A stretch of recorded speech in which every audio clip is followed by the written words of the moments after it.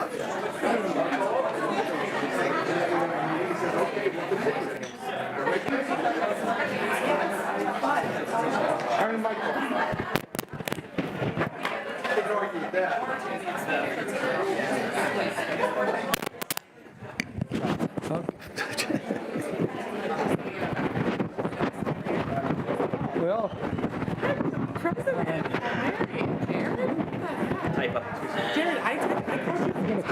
we're going to call it.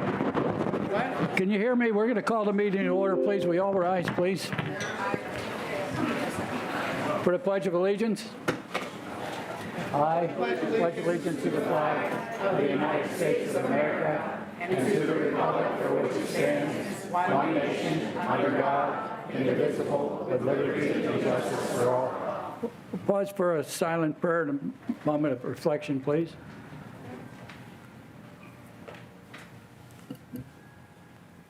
Okay, thank you. Roll call, please. Mr. Adams. Present. I'm sorry, Mr. Adams? Present. Thank you. Mr. Blada? Here. Ms. Filiaggi? Here. Mr. Fatulis? Here. Mr. Grisbeck? Here. Ms. Hallam? Here. Mr. Klein? Ms. Madonna Emmerling? Here. Ms. Nakaradi Chapkus? Here. Mr. Palmieri? Here. Mr. Paul Messina? Here. Mr. Rose? Here. Ms. Geiger-Schulman? Here. Mr. Walton? President Katina? Here. As of now, we have 14 members present. Thank you. We'll now begin our presentation of proclamation. Mr. Chairman. Yes. I'd like to, with a point of privilege, we have an extremely busy schedule tonight. Tons of proclamations, huge number of public comment, and I'd like to move that we limit public comment to 1 minute per speaker tonight. We have a motion. Do we have a second? I'll second that. Hold on, guys. Hold on, please. We have a motion and a second on the floor. We need a roll call vote. Can we have discussion first, please? Well, if you want. I would like to discuss this. All right. Yeah, so in a previous meeting, it was voted by this body to limit it to 1.5 minutes, and we ended up not even having the full slate of speakers that folks thought, and so the meeting actually ended even earlier than a normal meeting would have ended. On top of that, I think this is a very important issue that we are voting on tonight, that everybody seems to have very strong opinions about on this council, so I can only imagine what the public has to say about it. It affects every single one of them and every single one of their neighbors, which we can't even really say about every single bill that we pass on this body. So I think more than any other time the Yins have voted to limit public comment, this is not the time to do so. Folks have been coming here now at least the past 6 weeks to every single meeting we've had, asking us to do something about this bill, and every single time this body has voted to shorten public comments about it. I think if anything, this is the one night where we are actually voting on this bill and some amendments that very, very seriously change the intent and the function of this bill. I am very against limiting public comments.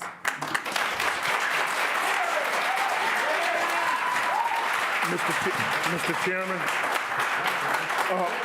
Mr. Chairman, if I may, Mr. Chairman, I find it, on the one hand, very amusing, but on the other hand, very fallacious that my colleague wants to vociferously be an advocate for full opportunity, as she describes it, for folks to have comment when less than 1 week ago she used parliamentary procedure to cease debate and not have full discussion about amendments for this ordinance that we're going to discuss tonight. I find it very unprincipled and dishonorable.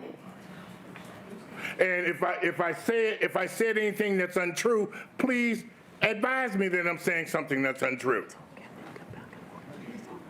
Okay, this is the Democratic Committee here, so what do you say? Does anybody else have any comments pertaining to this? I believe we have a motion on the floor. If we can please proceed with the vote. Okay, want to call the vote? Okay.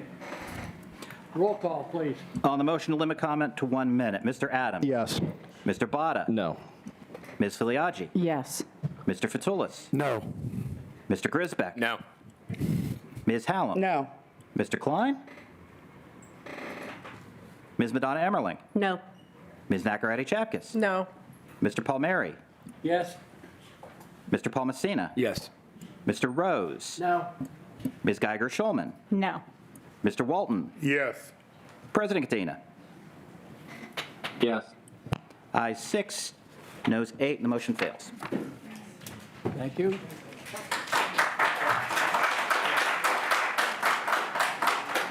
Mr.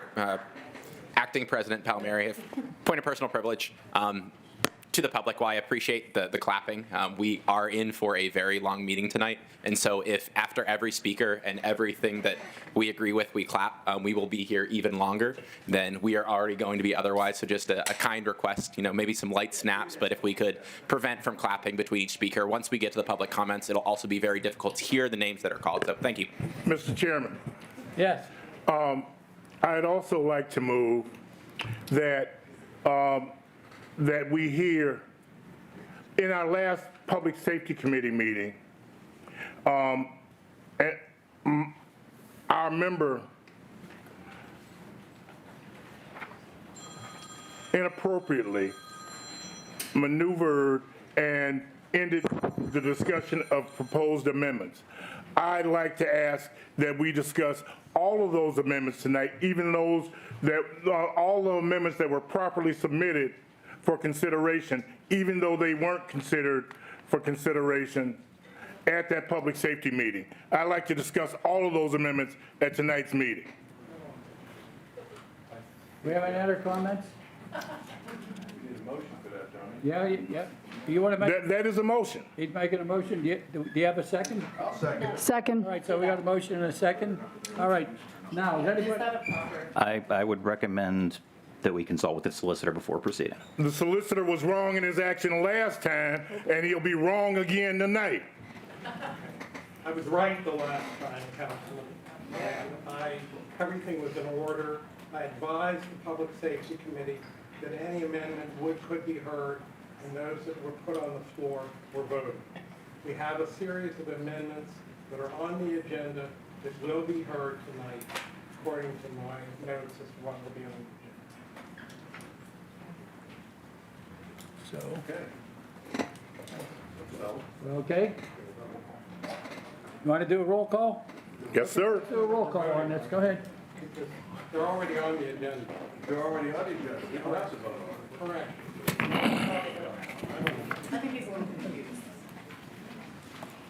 Yeah, I was going to say, Mr. Walton, all these amendments are already on the agenda.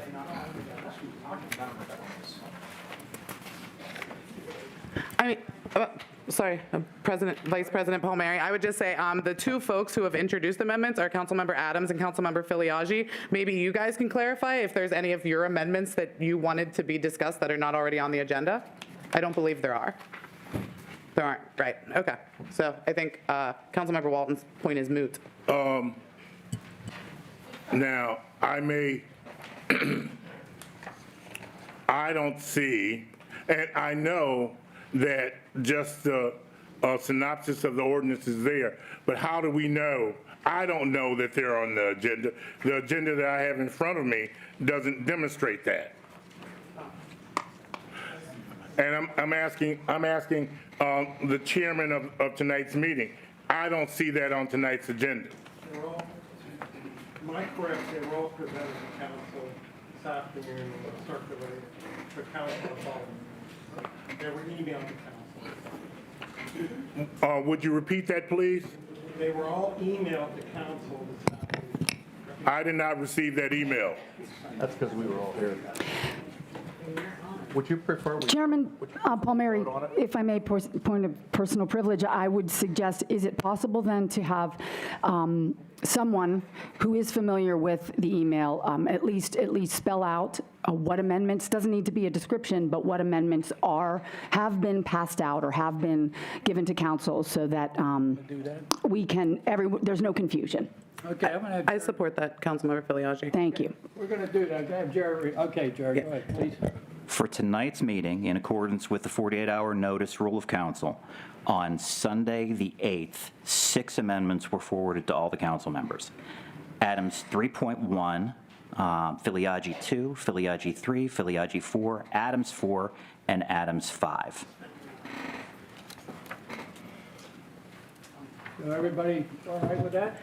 Yeah, I just have one point of personal privilege. At the last committee meeting, my colleague, Councilmember Madonna Emmerling, had a successful motion second and a majority vote to publish all of the amendments publicly, because I think if we're considering them, as with anything that we consider, they should be presented to the public so they know what their representatives are trying to do to this bill as well. That motion passed, I voted for it, and yet these amendments were never published on Legislar or anywhere else for that matter. So I was just wondering if we could hear from our solicitor as to why that successful motion was not enacted upon. Hold on that, Councilman. And I said that I felt it was out of order because it's up to the individual member whether they want to publish their proposed amendments. And all of these will be published. And the folks who proposed the amendments did not want their amendments published? I didn't hear one way or the other. Okay, thank you. So with that, Vice President Palmieri, I would also ask that when we are debating the amendments, that we get a synopsis from our chief clerk at the time of each amendment, please. That'll be fine. Thank you. Now, Chairman Palmieri, if I may, one more point of personal privilege. It's my understanding that at that meeting, we all voted yes. We did. We did. Yes. We all voted yes. So any confusion about whether or not they were published, or there's no information that anyone held anything back. So we all voted yes. Yes. Okay. Sorry, I wasn't speaking to the full vote, but yes, Right. everybody voted yes, and yet they were not published, was my point. Right. Thank you. okay, now, to be fair, we had a motion and a second on this particular question, so I'm going to call a roll call. Voted up or voted down? That's the one that Mr. Okay? Yes. So we're going to have a roll call vote right now. Go ahead, please. Go ahead. Any that would have to be on the agenda had to be introduced and presented Friday before, and they're all there, and they're all going to be heard. All the groups. I'm not sure what we're voting. No, roll. No, it's got to be a roll call vote, please. Go ahead, call a roll, please. On the motion to discuss all the amendments for this evening, Mr. Adams. Yes. Mr. Botta. Yes. Ms. Filiagi. Yes? Mr. Fatulis. Yes. Mr. Grisbeck. Yes. Ms. Howell. Yes. Mr. Klein. Ms. Madonna Emmerling. Yes. Ms. Nacarati Chapkus. Yes. Mr. Palmieri. Yes? Mr. Palmasina. Yes. Mr. Rose. Yes. Ms. Schulman. Yes. Mr. Walton. Yes. President Katina. Yes.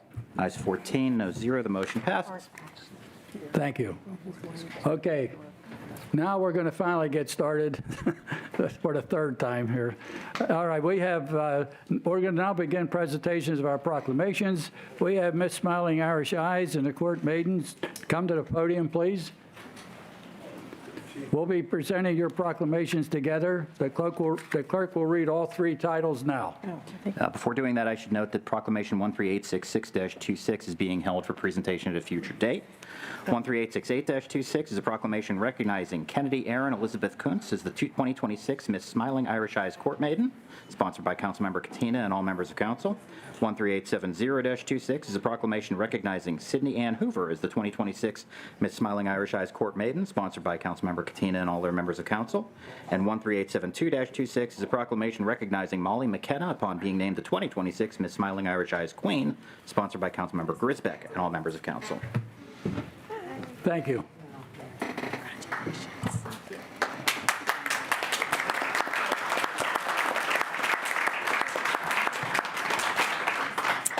Good evening, everyone. On behalf of council, I'll be reading these proclamations this evening for our esteemed guests in this exciting week of the year. A proclamation recognizing 2026 Miss Smiling Irish Eyes Court Maiden. Whereas the Pittsburgh St. Patrick's Day Parade Committee announced that the 2026 Miss Smiling Irish Eyes Court Maiden is Kennedy Aaron Elizabeth Kuntz of Oakdale. And whereas the title of Miss Smiling Irish Eyes Court Maiden is among the most honored participants in Pittsburgh's St. Patrick's Day Parade. And whereas Miss Smiling Irish Eyes Court Maiden, Ms. Kuntz, is currently a senior at Chartiers Valley High School, where she has earned an outstanding 4.9 grade point average and distinguished herself as a member of both the National Honor Society and the Math Honor Society. And whereas, in addition to her academic success, Ms. Kuntz is a WPIAL all-section athlete, demonstrating exceptional talent, teamwork, and discipline on the field while balancing the rigorous demands of her academic pursuits. And whereas Ms. Kuntz plans to attend Westminster College, where she will continue her athletic career, playing collegiate soccer, majoring in biology, and pursuing her goal of becoming a genetic counselor. And whereas Ms. Kuntz's accomplishments reflect not only her intelligence and work ethic, but also her leadership, determination, and commitment to excellence, making her a source of pride to her community of Oakdale and Allegheny County. Now, therefore, be it resolved that we, Allegheny County members of council, do hereby recognize and congratulate Kennedy Erin Elizabeth Kuntz upon being named the 2026 Miss Smiling Irish Eyes Court Maiden for the Pittsburgh St. Patrick's Day Parade.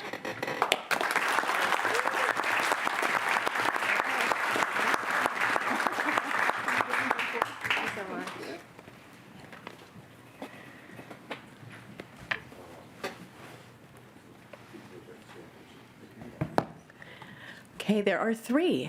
The next one is recognizing Sydney Ann Hoover. Whereas the Pittsburgh St. Patrick's Day Parade Committee announced that the 2026 Miss Smiling Irish Eyes Court Maiden is Sydney Ann Hoover of South Fayette.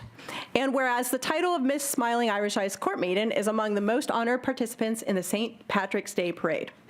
And whereas Miss Smiling Irish Eyes Court Maiden, Ms. Hoover, is currently a sophomore at West Virginia University, where she is majoring in exercise physiology and pursuing her goal of becoming a pediatric occupational therapist.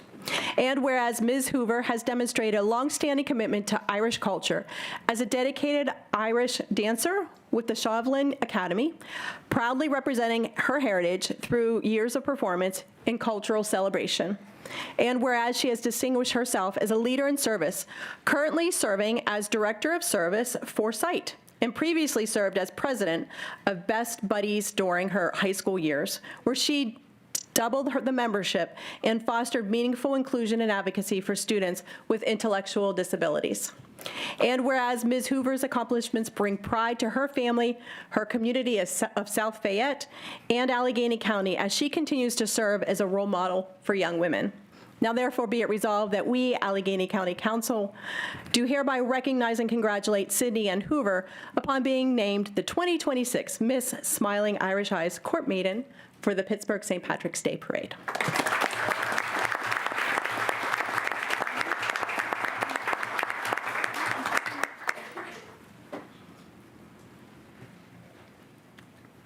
And our third presentation is not here. So let me keep going through the stack. I'm Molly McKenna. You're Molly. it's mine. Let's keep looking. Oh, you have Molly. Yes, I do. Okay, let me step aside then and I could have let you go. and keep looking through the pile underneath. Please present Molly. All right, so now we have Miss Smiling Irish Eyes Queen. We're starting to build a little bit of a dynasty in Mount Lebanon. They've now won the last two. You'll hear, like Ms. Rail last year, Ms. McKenna's accomplishments are extremely impressive.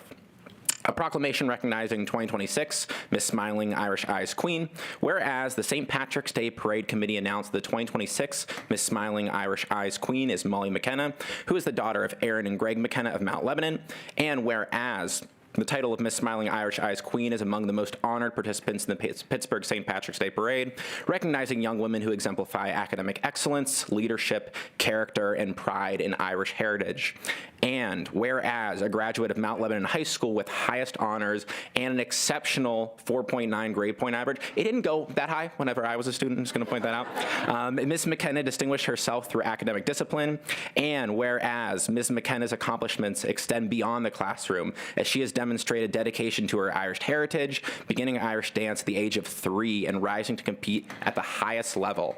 And whereas in 2023, Ms. McKenna competed at the prestigious All-Ireland Championships at the Open Championship level, representing both her family and her community with pride. And whereas Ms. McKenna's academic achievements, cultural dedication, and commitment to service embody the spirit and tradition celebrated by the Pittsburgh St. Patrick's Day Parade and bring honor to her community in Mount Lebanon and Allegheny County, now, therefore, be it resolved that I, Allegheny County Councilmember Dan Grisbeck, and all members of council do hereby congratulate Molly McKenna upon being named the 2026 Miss Smiling Irish Eyes Queen for the Pittsburgh St. Patrick's Day Parade. In witness hereof, we have hereunto caused the seal of the County of Allegheny to be affixed this 10th day of March, 2026. Congratulations.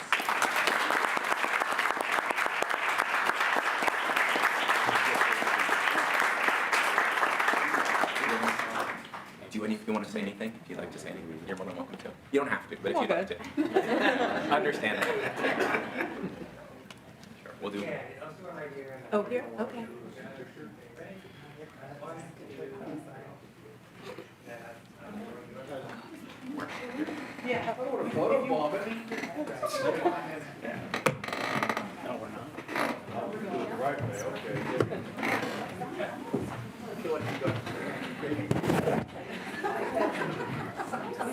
Congratulations. Jared, run away.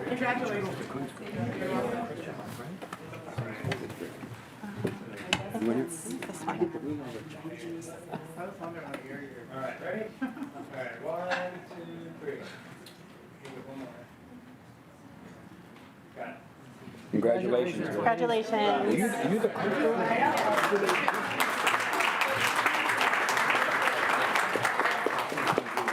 Congratulations to you.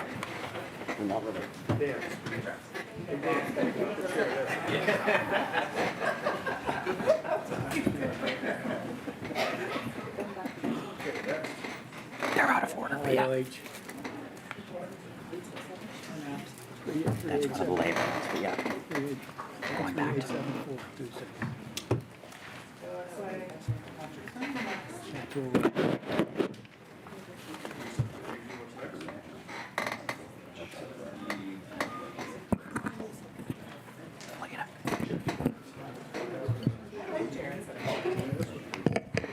Next, we're going to have the LAOH Hibernian of the Year.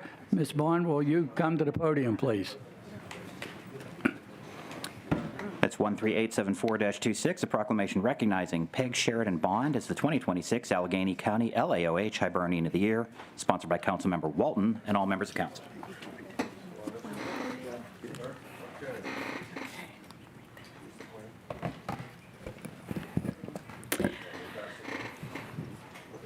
Whereas the Allegheny County Board of the Ladies Ancient Order of Hibernians, LAOH, has announced that the 2026 Allegheny County Woman Hibernian of the Year is Peg Sheridan Bond, a recognition of her lifelong dedication to Irish heritage, faith, and service to the community.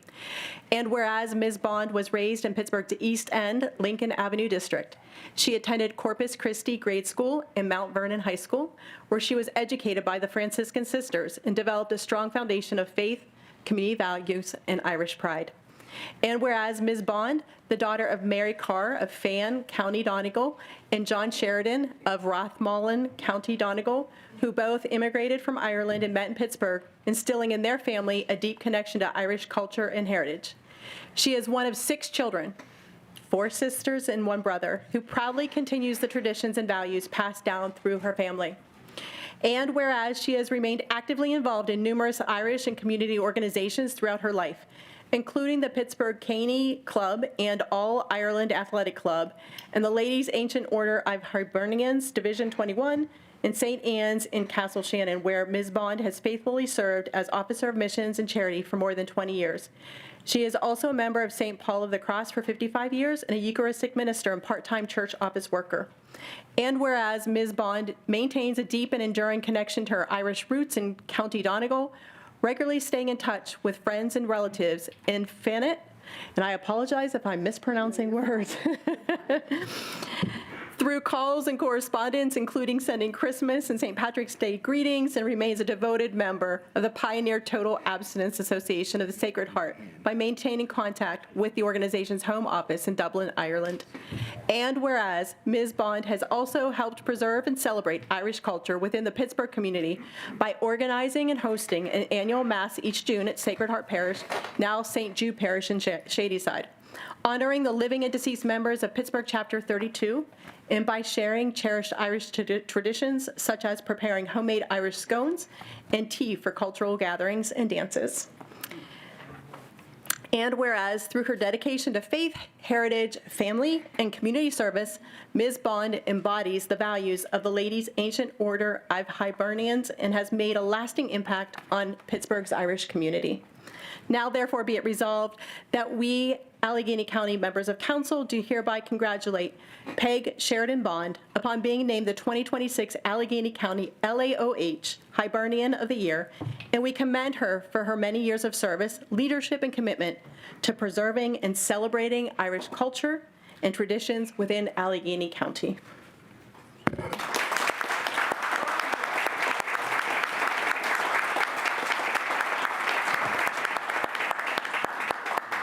Would you like to say something? And I can get a picture. Okay. All I want to say is thank you for those who put me here by voting. So I appreciate it, and thank you very much.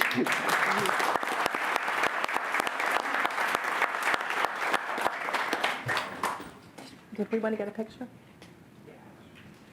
Did you want to come up and get a picture? Does anybody want to join you for the picture? Okay.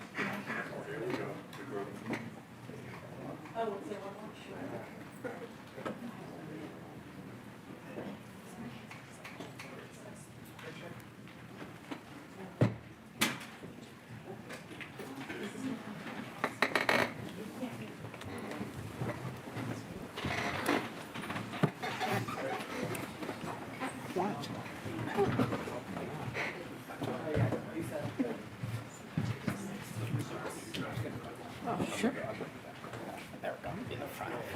Oh. Okay. All right, 1, 2, 3. Okay. Congratulations. Congratulations. Thanks for your service.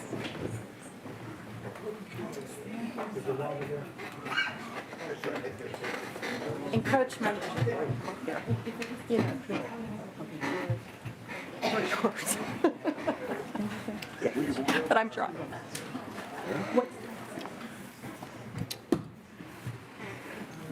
Next, we'll have the AOH Hibernian of the Year, Mr. O'Neill. Will you please come to the podium? That's 13875-26, a proclamation recognizing Bill O'Neill upon being named the 2026 Allegheny County AOH Hibernian of the Year, sponsored by Councilmember Nakaradi Chapkus and all other members of council. Okay, so this gentleman is in my district, so it's nice to be able to recognize him. Whereas the Allegheny County Board of the Ancient Order of Hibernians, AOH, has announced that the 2026 Allegheny County Hibernian of the Year is Bill O'Neill, a dedicated member of the Ancient Order of Hibernians and past president of AOH Division 17 in Monroeville. And whereas Mr. O'Neill has been a member of the Ancient Order of Hibernians for more than 22 years, consistently exemplifying the order's cherished motto of friendship, unity, and Christian charity. He currently serves as financial secretary for the Allegheny County Board of the AOH and as political education chairman for the Pennsylvania State Board, continuing a long record of leadership and service within the organization.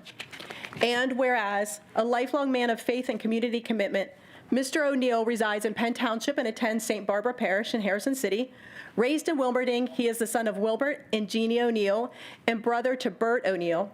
He is a proud graduate of St. Aloysius Grade School in Wilmerding, East Allegheny High School, and Penn State University. And whereas Mr. O'Neill is married to his wife Kathleen and is the proud father of 2 daughters, Susan and Patricia, and remains devoted to his family, faith, and community. And whereas throughout his professional career, Mr. O'Neill served as a manufacturing engineer with Premco Inc., and later as the owner of O'Neill Precision Components for 14 years, building a respected career in manufacturing before retiring this past fall. In addition, he dedicated 30 years as a PIAA basketball official, contributing to youth athletics and sportsmanship throughout the region before retiring from officiating.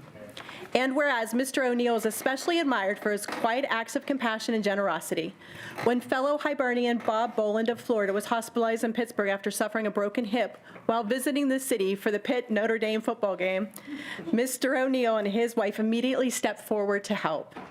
They visited him in the hospital, providing clothing and essential items, welcomed him into their home after his unexpected release, and personally ensured his safe return to Florida by transporting him to the airport.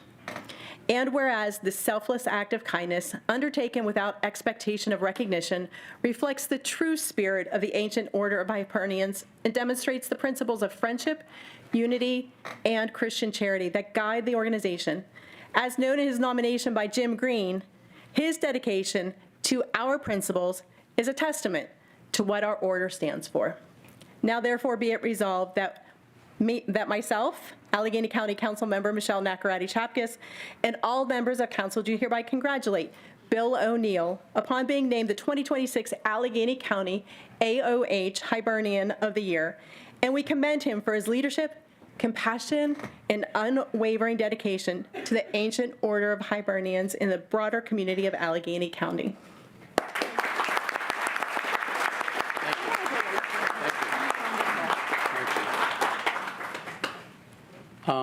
I thank my brother Hibernians from Allegheny County. It's an honor to practice friendship, unity, and Christian charity, our motto. Thank you very much. Do you want anybody to join you?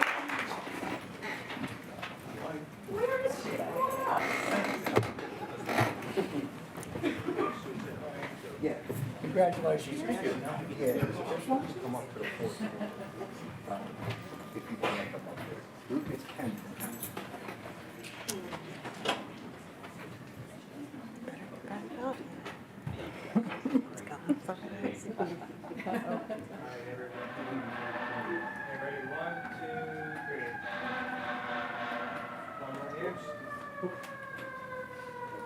Okay, Thank you, congratulations.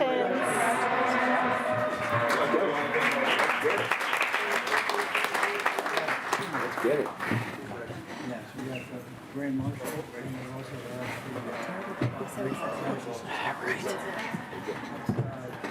13867, and the next one is 13872. 6-7.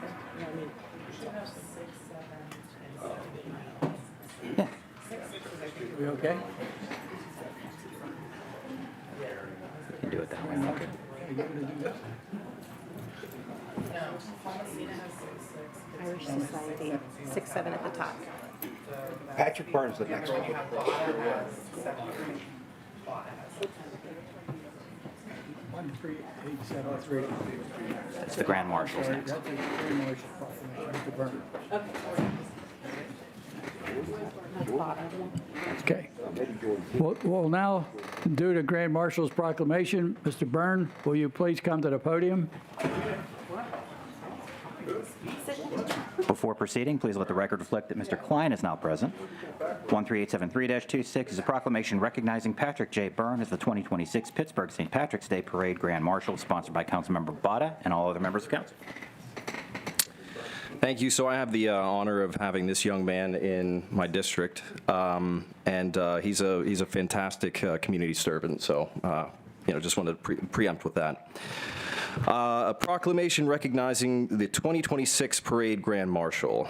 Whereas the Pittsburgh St. Patrick's Day Parade Committee announced that the 2026 Parade Grand Marshal is Patrick J. Byrne, a dedicated member of the Pittsburgh Irish community. And whereas born in 1955 to the late Michael J. and Marjorie H. Byrne and raised in the Garfield neighborhood of Pittsburgh alongside his brother Michael Byrne III, Mr. Byrne grew up in a community shaped by Irish immigrants and strong family ties, faith, and pride of place. It was there that Mr. Byrne learned the importance of service and responsibility, and where he met his wife of 42 years, Jeannie Byrne, with whom he built a life rooted in these same values. Together they raised their children, Lauren, who is a dedicated public servant of the county herself, and we're very happy to have her, Patrick Jr. and Bridget, deeply engaged in Irish culture and tradition, holding its same values. And whereas a graduate of St. Lawrence O'Toole Elementary School and Central Catholic High School, class of 1973, Mr. Byrne began his professional career at Mesta Machine Company, where he worked for 10 years. When the steel industry collapsed, Mr. Byrne, like so many others, faced uncertainty. But on St. Patrick's Day in 1983, true to form, the luck of the Irish met perseverance as he accepted a position with the city of Pittsburgh, launching a 34-year career in public service, starting as a laborer and rising to supervisor. And whereas beyond his professional career, Mr. Byrne is widely known as a loyal friend, devoted neighbor, and generous member of the community who is always willing to lend a helping hand, whether asked or not, and who remains a constant and supportive presence in the lives of his family and friends. And whereas Mr. Byrne's dedication to Irish heritage has remained central throughout his life, he is a lifelong member of the Knights of Equity, Court 9, 4th degree, a member of the Ancient Order of Hibernians, Division 23, the Gaelic Arts Society of Pittsburgh, and the West Side Irish American Club of Cleveland.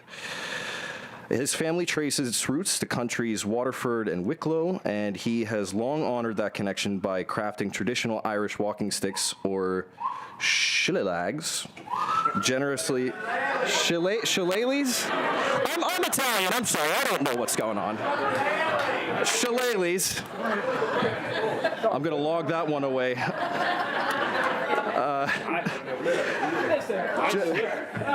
Generously donating his time and talents to support Irish organizations, community fundraisers, and individuals in need. And whereas Mr. Byrne's dedication to Irish culture is also reflected in his lifelong participation in Pittsburgh St. Patrick's Day traditions. Most notably, he has never missed a Pittsburgh St. Patrick's Day parade, walking proudly beside his father with the Knights of Equity as a young man and continuing the tradition today alongside his son, creating a family legacy that has shown them how to embrace the history and culture that has shaped their family values. And whereas his life reflects the story of Irish Pittsburgh itself, generational, resilient, hardworking, and rooted in family and service. And his legacy of humility, dedication, and generosity makes him not only a fitting choice, but a deeply beloved Grand Marshal of the 2026 St. Patrick's Day Parade in Pittsburgh. Now, therefore, be it resolved that I, Allegheny County Council Member Jordan Botta, and all members of council do hereby congratulate Patrick J. Byrne upon being named the 2026 Parade Grand Marshal for the Pittsburgh St. Patrick's Day Parade, and we extend sincere appreciation for his lifetime of service, leadership, and dedication to preserving the traditions and spirit of the Irish community in Allegheny County. In witness whereof, we have hereunto caused the seal of the County of Allegheny to be affixed this 10th day of March 2026. Congratulations.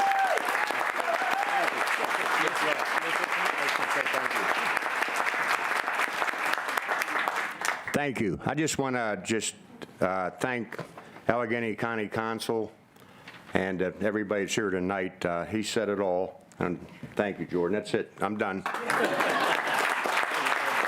of here a minute. Oh, okay. We worked together. 30 years together. Okay. He's worked for me. Pretty scary he worked for me. Not scary. Patrick, congratulations, my friend.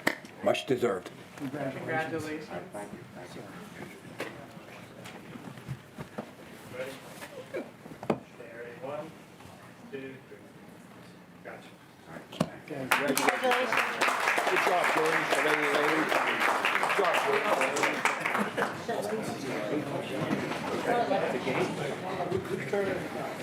Now it is 6-7, which should be. What does Michelle get? Irish Society? Right there. Last but not least, we will be presenting the proclamation for the Irish Society and the Parade Committee. That's 13867-26, a proclamation recognizing the Irish Society for Education and Charity Incorporated and the Pittsburgh St. Patrick's Day Parade Committee, sponsored by Councilmember Katina and all other members of council.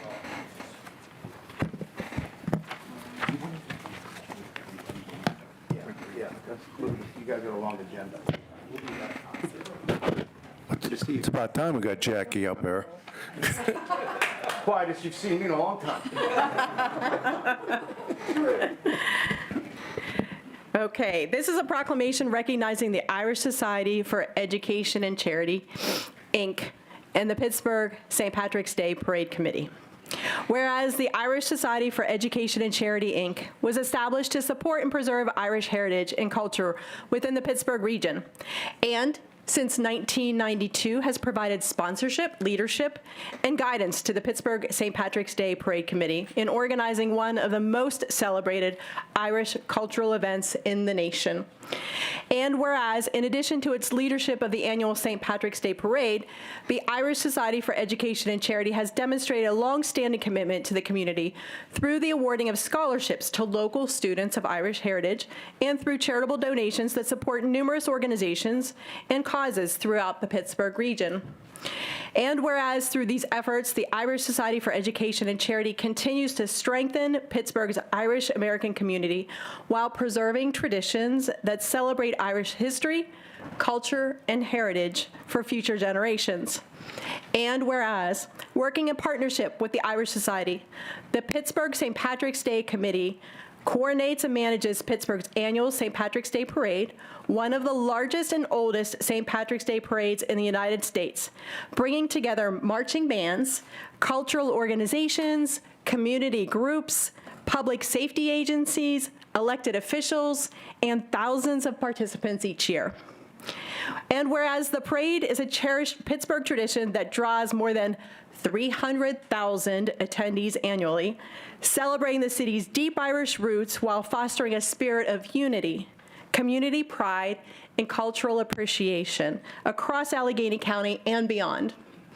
And whereas the dedication and leadership of both the Irish Society for Education and Charity and the Pittsburgh St. Patrick's Day Parade Committee have ensured the continued success of this treasured event while supporting the broader mission of education, charity, and cultural preservation within Pittsburgh's vibrant Irish community. Now, therefore, be it resolved that we, members of Allegheny County Council, do hereby recognize and commend the Irish Society for Education and Charity, Inc., and the Pittsburgh St. Patrick's Day Committee for their leadership, service, and dedication to preserving and celebrating Irish heritage and traditions throughout Allegheny County.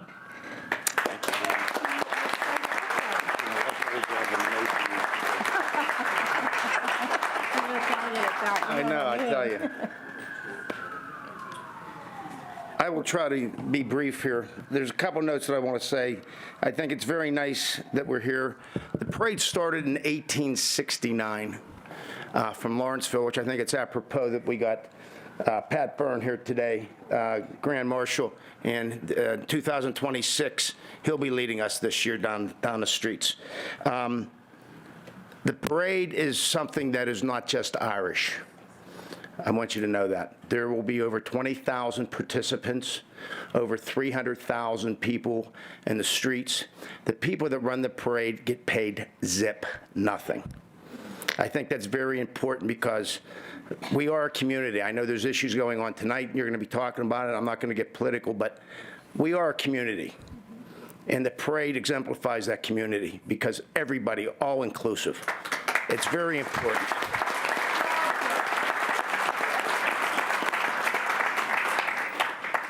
The parade was in existence till 1903, and there was a snowstorm. And in 1950, Mayor Lawrence started the parade again. Some of you, look out this crowd, and I'm showing my age, I'm 65. Some of you weren't here in 1993 when we had 37 inches of snow, but we still marched. And we had a little thing called COVID, and we still marched. And regardless of the weather on Saturday, we will march. And it's very important about that. And I want you to know very briefly here that those that are interested, there's a mass at 8 o'clock at St. Patrick's down in Lawrenceville, down on the way to Lawrenceville on Liberty Avenue.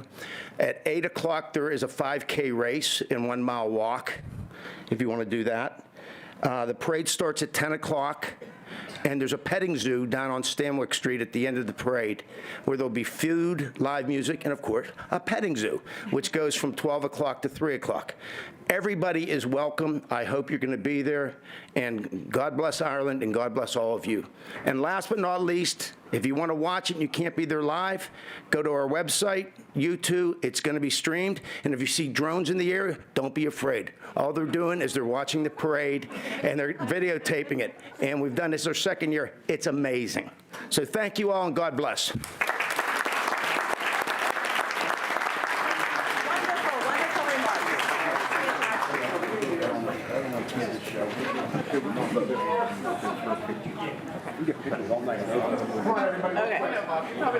I should have brought a speaker.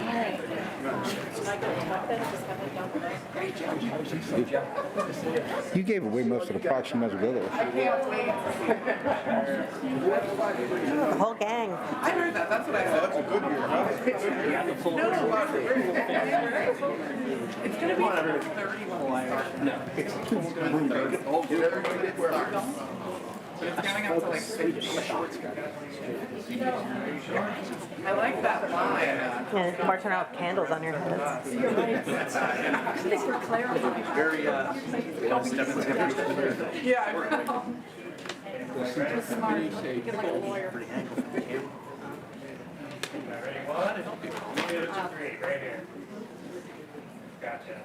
Oh.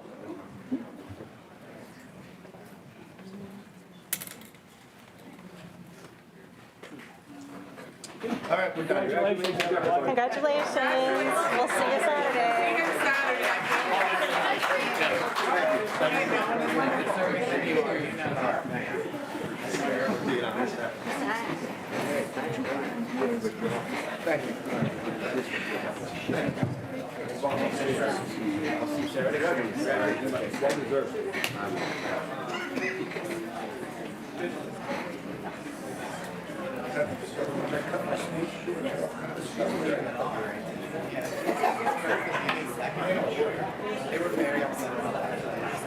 See, Jordan, thank you.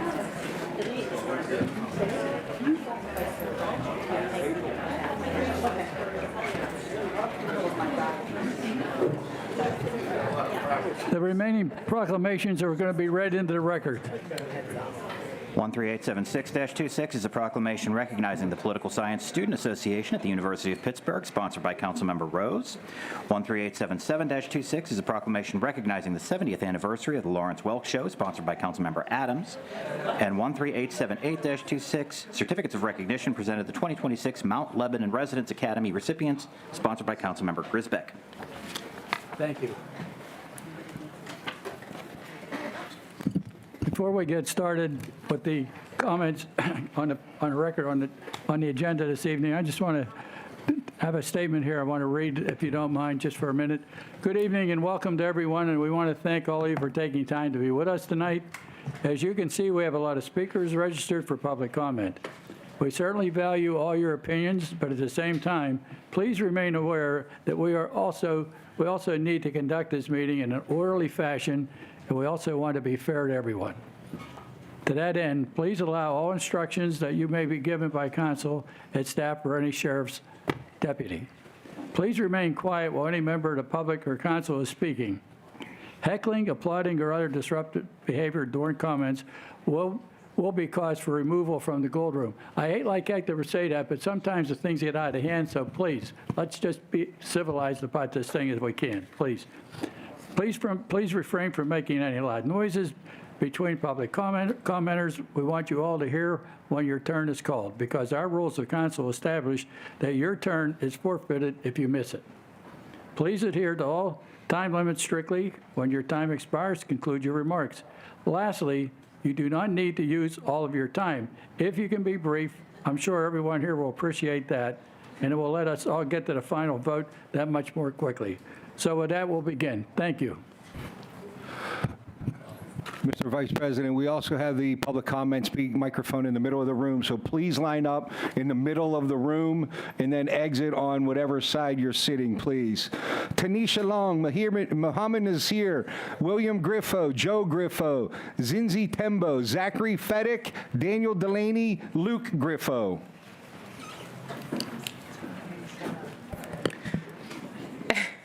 All right, Tanisha Long, Crafton Heights. I'm here today because obviously we have some important legislation in front of us.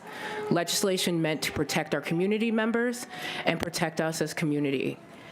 Right now, you're going to hear comment from people who will come after me who would rather weaponize their Bible than read it, people who believe that ChatGPT makes you an attorney, people who believe that neighbor and undocumented are mutually exclusive terms. You'll hear from people who do not believe and do not have a praxis that includes bringing people into this country in a way that is safe and protects them.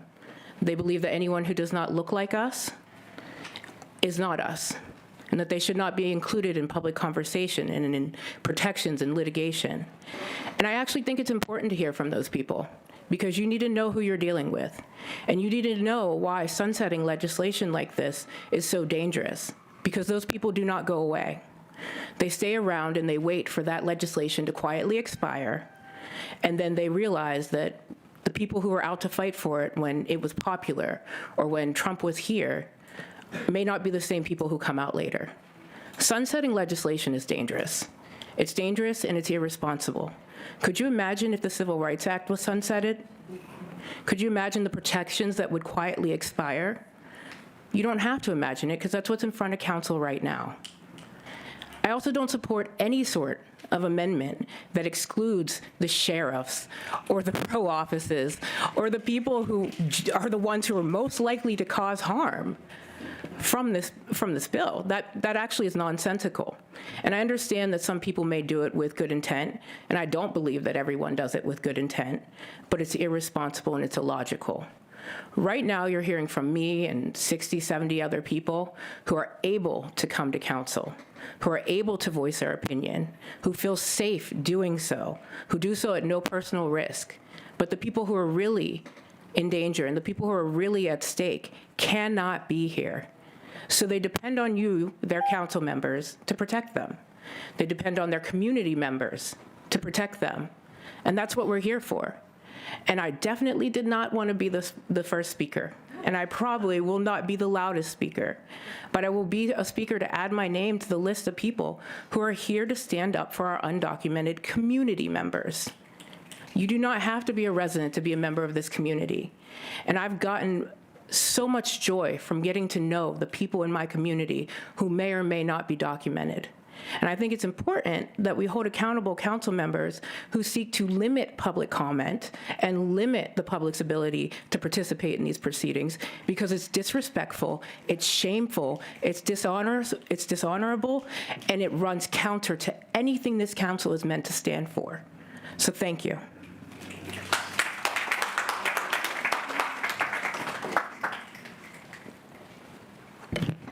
All right.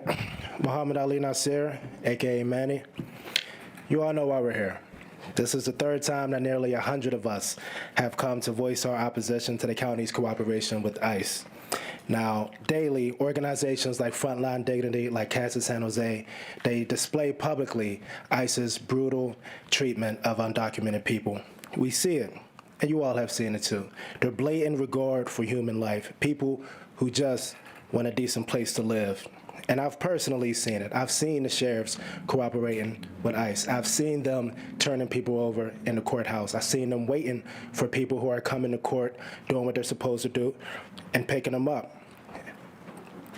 I've stood face to face against ICE, standing up for our undocumented neighbors.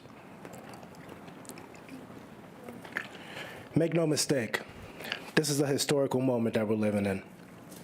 A lot of people think about what we would do if we were living in times of slavery or times of Jim Crow or even times of the Holocaust. And I mean it when I say, what you would do then is what you're doing now. I'm thankful that there are so many people behind me who are standing up, who are fighting for what they believe in. And to be honest, to be fair, I'm thankful that there are so many members of council who are who are advocates of this bill and who are standing up for what's right and for what they believe in.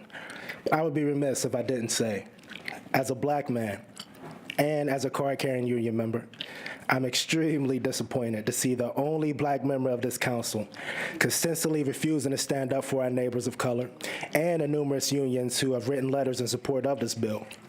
Mr. Walton, I find you unprincipled and dishonorable. It's equally disappointing to see so-called Christians try to use their Bible to justify bigotry, the same way that Christians of old used the Bible to justify slavery. The Bible says, when a foreigner resides among you in your land, do not mistreat them. The foreigner residing among you must be treated as a native born. Love them as yourself. And just to be a jag, and because it's Ramadan, I'm going to quote the Quran. The Holy Quran provides a set of instructions dealing with refugees and migrants, praising those who go to the assistance of people in distress, requiring the faithful to protect refugees. Now, I urge all members of council, all except you, because I know what you're going to do, to vote against these amendments and vote to pass this bill as it's written in its entirety. Thank you.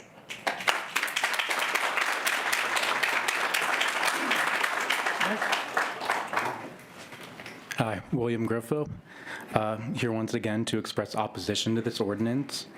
The main issue I take is the prohibition against complying with immigration detainers. By doing so, you're saying that illegal aliens who have been detained, meaning they would have had to commit another crime in addition to the crime of entering our country illegally, will be shielded from justice. These are people who have shown contempt for our country, for our laws, and you're protecting them. You're advocating for the release of repeat offenders who have no right to be on our street in the first place. But we're not anti-immigrant, it's pro-justice. In God's providence, this is the nation in which we are born, in the city where we live, and our first and highest priority is the safety and well-being of the citizens of this country. Every nation has the right and responsibility to put their citizens first, and the United States is no exception to that. This isn't because we hate other nations, it's because we love our nation. And this is loving our neighbors. It's unloving to pervert justice, to allow lawlessness, to create chaos through emotional manipulation, to conflate illegal aliens and lawful immigrants. And every crime that is committed by an illegal alien is preventable. It's a preventable crime made possible by policy choices such as this one. So please do your duty to the citizens of this country, of Allegheny County, and do not pass this ordinance. Thank you. Next. Good evening, Pastor Joe Griffo, and I will talk scripture with anybody, anytime, in a just way. I'm from Pleasant Hills, and the Bible does say, you shall not pervert justice, speaking to the magistrates. You shall not show partiality. Unequal weights and measures are an abomination to the Lord. And I'm going to direct my comments this evening to portions of County Executive Immerato's remarks and cooperating with ICE she made on February 10th. Among other things, she stated that we've all read headlines of our neighbors being plucked off the street. That's highly provocative language, especially from an administrator, implying arbitrary, indiscriminate, without cause detention, harassment. Of course, if they're truly innocent, guiltless, if they're here unlawfully, lawfully, and have committed no crime, I'm with you 100%, absolutely. However, if they're here in violation of settled law, then there are rightful consequences. And instead of hindering, as legislators, you ought to do your lawful duty in assisting those charged with enforcing established laws of this land. She also spoke of, quote, masked men, unquote. Again, highly charged language. That implies intimidation, instilling fear, when in fact, these men and women wear these primarily to avoid becoming targets, being doxxed, disrespected, humiliated, having their own lives and the lives of their spouses and children threatened, bounties placed on their head, and you know that. There's an 8,000% increase in death threats towards these agents, according to DHS. As legislators, you're sworn and tasked with upholding the law. This ought to be of grave concern to you. My question to you, is it? Even doesn't matter what side you're on. This is wrong, what's happening in our nation. How dare we do this? Finally, she stated, you're to resist, but you cannot be aggressors. Respond peacefully, legally, effectively. Clearly, in so many instances, that has not been the case. I'm going to end on a personal note. By simply offering to speak to a proponent of this ordinance, not a council member, it was written of me on social media, and I quote, "An ICE-supporting pastor tried to slip me a business card at the county council meeting because he wanted to talk. I declined, and he said, 'Of course you don't want to have a conversation with people who disagree with you.' And he was right. We can fight about it. Square up, Pastor." Peaceful indeed. Peaceful indeed. Whenever separation is made between liberty and justice, neither is safe. Edmund Burke. Please take that into consideration. Thank you. Next.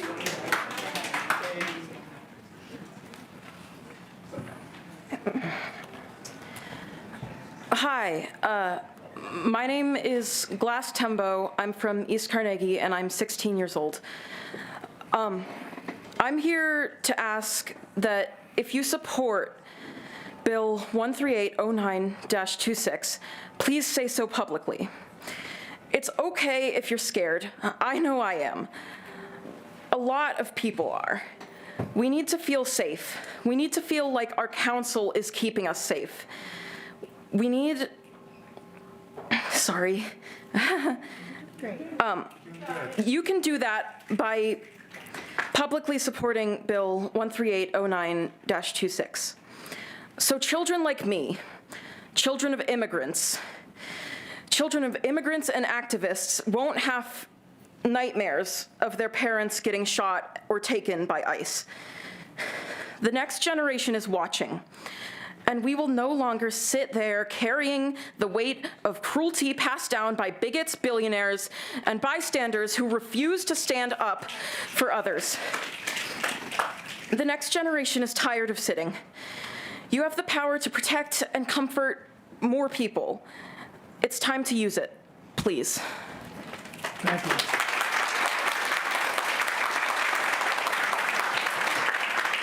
Hey, guys. Hey, please. We got a lot of speakers here, and I know you're enthusiastic about speakers, and some you're not, but you know what? Kindly refrain. Let's just be civilized and move on. Thank you. Next. Good evening, Council. My name is Zachary Fedek. I'm a first-year law student at the University of Pittsburgh. I would like to thank my colleagues who are here tonight and have been here every council meeting for the last 3 times. This is my first time speaking here. Basically, what I want to do is talk about the fact that when I was here once, a couple weeks ago, a lot of people came up here and expressed extreme contempt over the killings of Renee Good and Alex Preddy in Minneapolis. These were widely publicized killings that made national media as soon as they happened. However, since that council meeting, there has been video that was released and obtained by BBC News of a killing that occurred, March 15th of last year, completely covered up by DHS and ICE until media released it a couple weeks ago. The man's name that was killed was Ruben Ray Martinez in Texas. DHS did not disclose that an ICE officer killed Martinez until the media uncovered the story almost 11 months later. If DHS and ICE were acting in good faith, they would not be covering up the fact that something like this happened for 11 months. I think we can all kind of agree with that statement. And if ICE is going to have this billion-dollar budget, DHS has been shut down since, the end of January? They're still operating. This is just removing, again, county funds, from ICE's operating budget. They can still operate, do what they're going to do. We do not have to subscribe to this. So, yeah, basically, we need more county action in the future. I'm scared that what happened to Ruben Ray Martinez is going to happen possibly here in Pittsburgh. Community members have been taken over the last couple months. It's been all over. I'm sure you've read it. I just want to close with a couple words that are carved into the Statue of Liberty. Give me your tired, your poor, your huddled masses yearning to burn free. My ancestors that immigrated to this country in the early 20th century came here because they believed in that vision, that everyone has a shot in this country, that everyone belongs in this country should they want to be here. What ICE is doing goes against that notion, goes against American values, and If you agree with that statement, you will vote yes on ordinance 1309-26. Thank you. Thank you. Daniel Delaney, Luke Griffo, Catherine Dickey, Marie Thomas, Corey Roma, Linda Grant, Jay Walker. Am I good to go? Yes, go ahead. Hey, my name is Daniel Delaney. I live in Shadyside. I'm here with a lot of other organizers and activists some of us from Pittsburgh DSA, a lot of people from a bunch of other public serving organizations in this county. Hundreds of organizations have expressed their support for this bill. So I'm here, like a lot of others, to ask you to vote yes on the anti-ICE ordinance without any amendments. You guys have seen the same stuff that we've been seeing over the last year. There are masked ICE agents set loose on the streets, and their goal is simply to harass people and to terrorize people, and especially to harass and terrorize our immigrant communities in this country.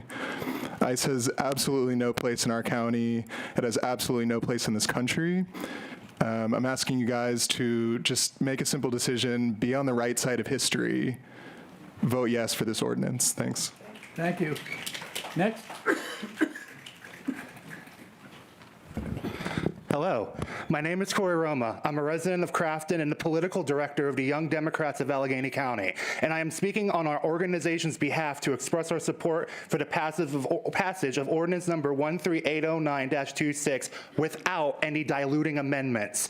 The Young Democrats is an organization rooted in certain core principles. Chief among them is a comprehensive and compassionate approach to immigration reform and the belief that in a nation built upon the graves of natives, the blood of slaves, and the backs of immigrants and refugees, no human should be seen as illegal, and that we are all simply neighbors that came through here through different paths. Instead of working collaboratively with advocates, constituencies, and stakeholders to fix the numerous problems and inequities with our current immigration system, the Trump administration has instead chosen to unleash a reign of terror and violence against its own people across this country, including communities right here in Allegheny County. In addition to combating this through political organizing via the electoral system, our organization thinks it is also important to advocate to our local and state elected leaders to utilize what power they have to protect our neighbors. It is time not for eloquence of words, but eloquence of action. Use this moment to demonstrate to your constituents and everyone in this Commonwealth who we truly are here in Allegheny County, that we are a region divided by rivers, but united by all of our people. Please show us you care and pass this ordinance without any amendments. Thank you. Catherine Dickey, Linda Grant, Jay Walker, John Paglinko, John Ozalis, Farouk Al-Said, Dylan Basescu. Hi, this is still going. Go ahead. My name is Marie Thomas. I live in the neighborhood of Brighton Heights. Recently, a man died in ICE detention. He died because he was not given his diabetes medication properly while in detention. I bring this up because this is my biggest fear. My immigrant husband has diabetes. He's here legally, so I shouldn't be worried, right? Wrong. We have seen ICE round up legal immigrants and illegal immigrants alike. It shouldn't matter, though, because these atrocities are horrifying regardless. You just heard a 16-year-old today talk about having nightmares about ICE rounding up her parents. We've seen ICE kill citizens. I've sat at my desk, grieving the death of poet Renee Good, writing poetry myself, in which I ponder whether I will be killed next. I think most of us agree that this is a human rights issue first and foremost, but as I stated 2 weeks ago, there's a huge financial element to this bill. To recap, the qualified immunity that federal ICE and DHS officers enjoy is not extended to local police, prisons, or municipalities, and these local entities can therefore find themselves personally liable for damages when they do ICE's work for them. Once again, New York City found itself responsible for $92.5 million in damages when they collaborated with ICE. Look, maybe you consider yourself conservative, maybe you think what ICE is doing is acceptable, but more than likely you also consider yourself fiscally responsible. If if that's your only stake in this, I ask you to consider, do you want Pittsburgh police officers, local prisons, or our county itself to find itself saddled with millions of dollars in lawsuits and damages? Let the feds handle it. They are paid to do it, and they are protected. We aren't, and you aren't. I implore you to vote yes on this legislation, and I urge you to reject the amendments which limit its efficacy. Thank you. Thank you. Next.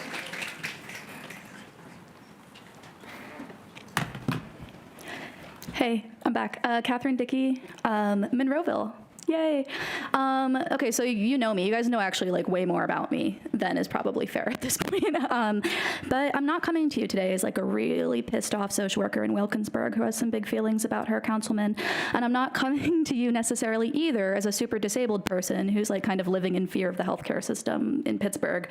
I'm coming to you as like a success story of immigration being embraced by a city that sees it just a little bit differently than the rest of their country. Also in celebration of my Irish Catholic heritage. My grandfather, who I'm politically very different from, was the owner of KQV Radio here in Pittsburgh for decades. He was the president. He operated it up until 5 days before he died at age 85. He was committed to information in all news radio. But his famous quote was, "I don't get ulcers, I give them."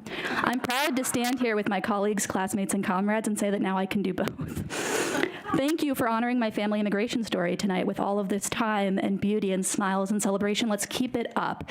This is your chance to be part of the next wave of history and support immigration in Pittsburgh, okay? And I don't want your nods, and I don't want your like slightly democratic responses in articles. I want you to release your information as soon as you get it because we pay you. And I desperately want you to take this seriously, okay? Because immigration is not a county issue. Immigration is not a county issue. Don't make it a county issue. I know we fear retaliation from Trump. I know that. I fear retaliation from Trump, and my face isn't on any of this, right? But like, listen to me when I say we can figure it out, because Pittsburgh has figured it out and it has paid off, okay?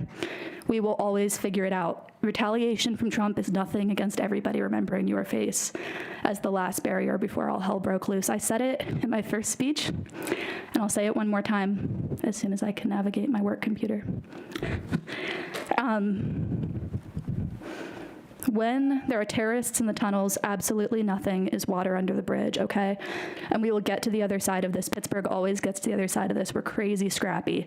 And the social workers and the elected officials, and maybe the social workers turned elected officials, and all the people in between who give a shit will be what forms us and carries us and leads to these beautiful moments where multiple generations celebrate this city. But we gotta stop killing people. We gotta stop looking away when people are killing people.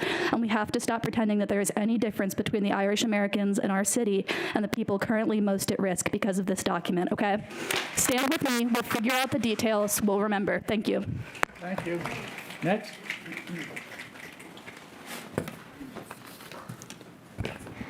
Good evening. I'm Louis Ozales from District 4. I was here 2 weeks ago. I'm an honorably retired combat veteran and an experienced immigrant rights legal observer team leader. I am undeniably in favor of passing Bill 13080926 without any dilutions whatsoever. That is, to prevent Allegheny County officials and employees from cooperating with ICE and CPP.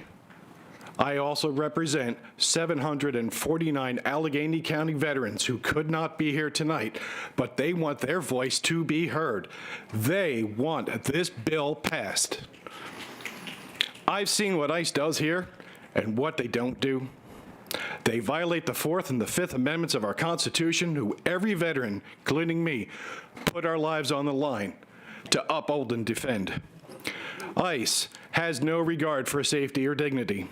Some of the examples I've seen: residences broken into, immigrants separated and kept out of sight from responding legal observers like myself and my teams, agents directing legal observers to encroach on private property so they don't see what they're doing to these immigrants.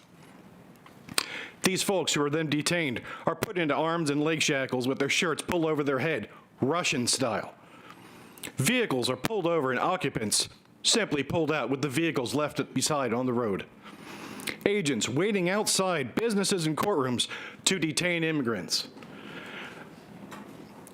Pittsburgh police openly cooperating with ICE agents in our courthouses.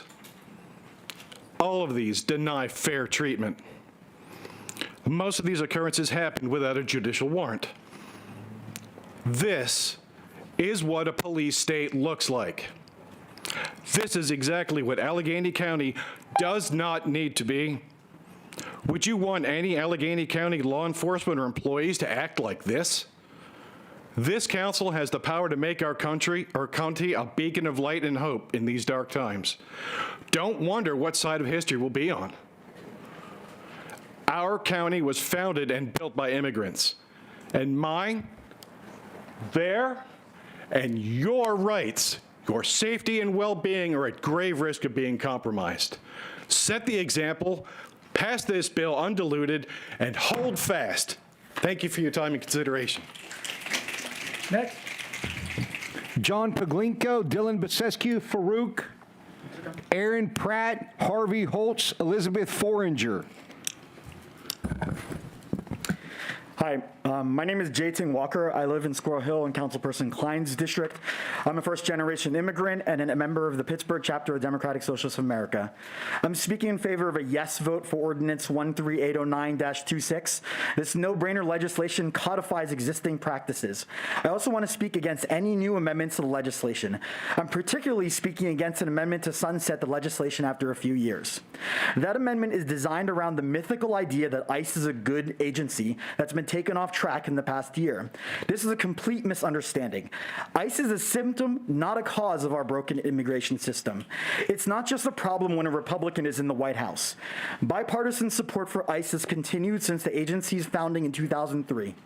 At a particularly dark time in the 2024 presidential race, there was a competition over who would be tougher on immigrants, aka our neighbors, family members, and loved ones. Vote no to the Sunset Amendment and to any new amendments. The unamended ordinance will help address some of the shorthand problems stemming from the recent ICE surge, but the system as a whole needs a complete remaking. Obviously, that's outside the scope of County Council, but what you can do is vote yes on the Common Sense Ordinance 13809-26 to codify existing practices. It's the least you can do. No new amendments. Pass the bill now. Thank you. Thank you. Next. Hello, my name is Dylan Basescu. I'm a resident of the south side of Councilman Klein's district. I was here, give or take a month ago, and I spoke in favor of this bill, and I made a lot of arguments at that time. I think that arguments at this point are a little bit past, and so I'm going to tell you a story. I'm not just here on my behalf, I'm here on behalf of my relatives Simon and Isidore, who came to this country around the late 1800s from a village called Libau, now Lipau, in what is now Latvia. Back then it was Russia, but now it's Latvia. And they were very young. They were probably no taller than this podium here. And they came to this country because there were men backed by the government called Cossacks who would ride into their village and burn down the homes of Jews like them who lived there. And they came to America and they thought, well, this is America. Nothing like that will ever happen here. And I'd like to think that they were telling the truth about that, but I'm not so sure these days. I support the passage of this bill, 13809-26, without amendments, because, I guess to paraphrase an old phrase, other than that, Mrs. Lincoln, how was the play? If we take out the most critical aspects of this bill that ban cooperation by one of the agencies which would be most in the position to cooperate with ICE enforcement, we would be stopping this bill in its tracks. It would do little of what it was intended to do if the Sheriff's Department operating in our county courts was able to cooperate with ICE, was able to pull people out of the halls of justice where they have gone to seek the neutral judgment of our arbiters and say, you are not entitled to that. You are not entitled to have your case heard, to be a witness, to have your victimhood known. That you are here to be taken out of this country because you have done what millions and millions of people have done to make a life in this country, to get around the fact that our immigration system is broken, to come here to the land of opportunity, to be not just not Americans yet, but to become Americans fully, to make your children Americans. I urge you to pass this bill without amendments. I urge you to look your children in the eyes when you've done so and say, I did what I could. I urge you tomorrow to wake up and then do some more. Thank you. Thank you. Harvey Holtz, Aaron Pratt, Elizabeth Foringer, Rachel Becker, Dawson Kipp, Jonathan Blanton, Ilyas Khan, Diana Hall. My name is Aaron Pratt. I am a resident of the South Hills. I am against 13809-26. When a government willfully puts away the sword that God has given it to punish evil, when in defiance of God, the sword gets placed in its sheath by those who are supposed to be ministers of justice, effectively, that government opens itself up to God's judgment, and then everyone feels the effects. Allegheny County officials, some Allegheny County officials, fall into the category of willful neglect of their God-given duty to protect the citizens of this county, planning to refuse to work with an agency, ICE, that seeks to defend and protect this county's citizens from senseless crimes of known criminals who reside within county borders illegally. Time and again, this type of stiff-necked rebellion has led to the loss of many lives at the hands of illegal immigrants within the U.S., which is shameful. Sinfully shameful is the fact that county council turns a blind eye to what is happening across the U.S.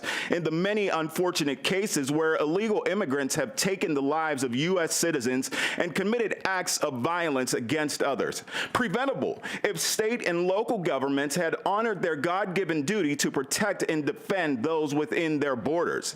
This county and this city are both becoming more of a disappointment as time goes on, because both continue to seek ways to be openly rebellious against God, becoming a sanctuary for criminal immigrants and a sanctuary to those who wish to murder their babies in the womb. And if I must play the race card, the black card, I must say to the gentleman who said, what would you do in this time? Let me ask you, where are you when thousands of babies are being murdered in this city each and every year, and in this state? Where are you? You are doing right now what you would have then, turned a blind eye and not served God. Officials who make provision for these things leave the door wide open for God's judgment. And Pittsburgh, Allegheny County at large, is ripe for the judgment of God. Repent of your sinful disobedience. Follow the commands of the Lord. Protect those within your borders. All those who reside in this county are to submit to governing authorities. Governing authorities are to submit to God's authority. When they fail to do so, they are to be reminded who is king. Jesus Christ is king, king of heaven and earth. His kingdom is not without borders, and there are requirements to enter into his kingdom. Repentance of sin and faith in Christ. Without it, you will not enter into the kingdom of God. Do not attempt to be kinder than God by opening up the borders of this county to lawless criminal evil. Men, stand, have a spine, protect, do what God has called for you to do. Protect the citizens of this county and of this country at large. Be men, honor God. Don't give in to empathy. Hey, come on, guys. Hey, we're in the United States of America. Everybody has an opinion. Everybody has a right to their opinion. Please, stop this carrying on. Let's move on. Hi, my name is Rachel Cornfield Becker. I profoundly disagree with the previous speaker, and yet I appreciate his ability to articulate his perspective, even though it is different than mine. I'm from County District 10, and I do not know you very well, Councilman Walton, but I have been disappointed today in the way you have represented me personally. And I do not know if you're running for re-election, but I am afraid you have lost my vote. I grew up as an American citizen in a different country. I imagine sometimes if the Brazilian government had decided when I was a kid to dramatically change its policies on immigrants the way the American government has, and it horrifies me. ICE snatches people from their everyday lives and sends them to a type of hell. I was speaking recently to an immigrant whose worst fears were not deportation, but what would happen to him along the way. A woman he knew who had never committed a crime other than being undocumented had been sent to 6 different jails, prisons, and detention centers before being returned to her country of birth. She had suffered physically at the hands of ICE officers and prison guards and inmates. I do not say that she was returned to her home country, as who can name as home somewhere they may not remember? People's homes are here. It is from those homes that they are being stolen. My friend wondered how he would support his family if he were returned to his country of birth. If he took them there, what would life be like for his teenage children, torn from everything they had ever known? Their home is here. For their sakes, he will not leave if he does not have to. His spoke fearfully of other fathers he knew who are trying desperately to keep a roof over their children's heads from a different country. We pretend that these neighbors do not have bodies like ours, that it is only when citizens of America are killed that it matters. Immigrants, documented or not, were the ones to literally put a roof over our heads when our shingles were missing. We are people, every one of us vulnerable, every one of us valuable, every one of us equally made in the image of God. As such, we must stand against violent government acts in every way within our power. Each of you who vote in favor of this bill for non-cooperation with ICE have my deep thanks and the thanks of those I love. Thank you. Next. Hello all. Thank you for the opportunity to speak. My name is Jonathan Blanton, and I'm a resident of District 13. I'm here today to ask you to support Ordinance 13809-26 as introduced without diluting its purpose through further amendments. In the past several meetings, we've all listened to the ways our friends and neighbors have been harassed, attacked, kidnapped, and often disappeared by ICE. But we've also heard about how county employees have been forced to collaborate. A public defender described the county sheriffs taking their client into a back room to be kidnapped by ICE in a process that exactly matched a sheriff's department memo from last year. A social worker feared that every piece of assistance she gave to a resident also came with a threat. First responders are worried about taking information from injured residents. I don't think county employees wish harm on the people they've spent their lives helping. Like many people I know, when I have been faced with a tough professional problem, I've looked to my team, to my policies, to my boss, I've considered, who am I representing? Am I representing myself? Am I representing my team? Am I representing a company? Am I representing a country? I mostly make small decisions, ones that don't tend to hurt people if I get them wrong. I don't often have to make them very quickly. How can we ask all of these employees of our county to decide for themselves on the spot whether they will put their safety at risk to stand up to a bully with a badge?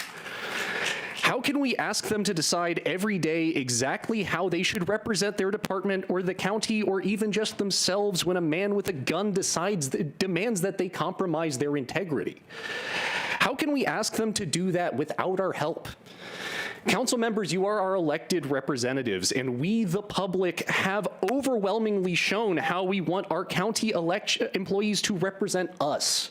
Please give them the tools they need to do so. Thank you. Thank you. Next.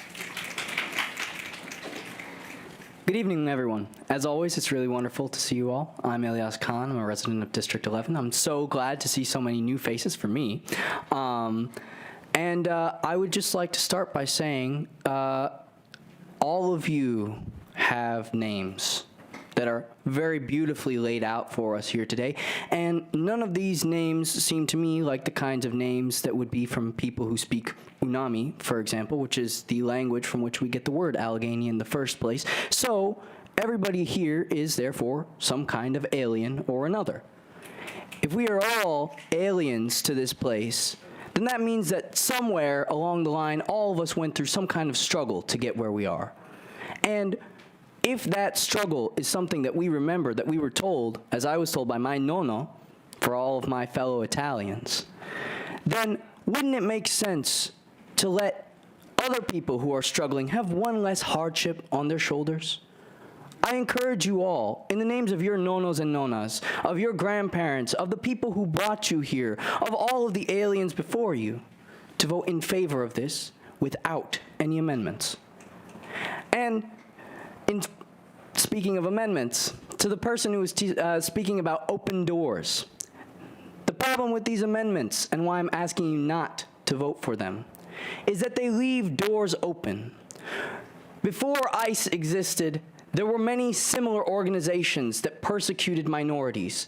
There were laws that were put in place to harm people, to intern them.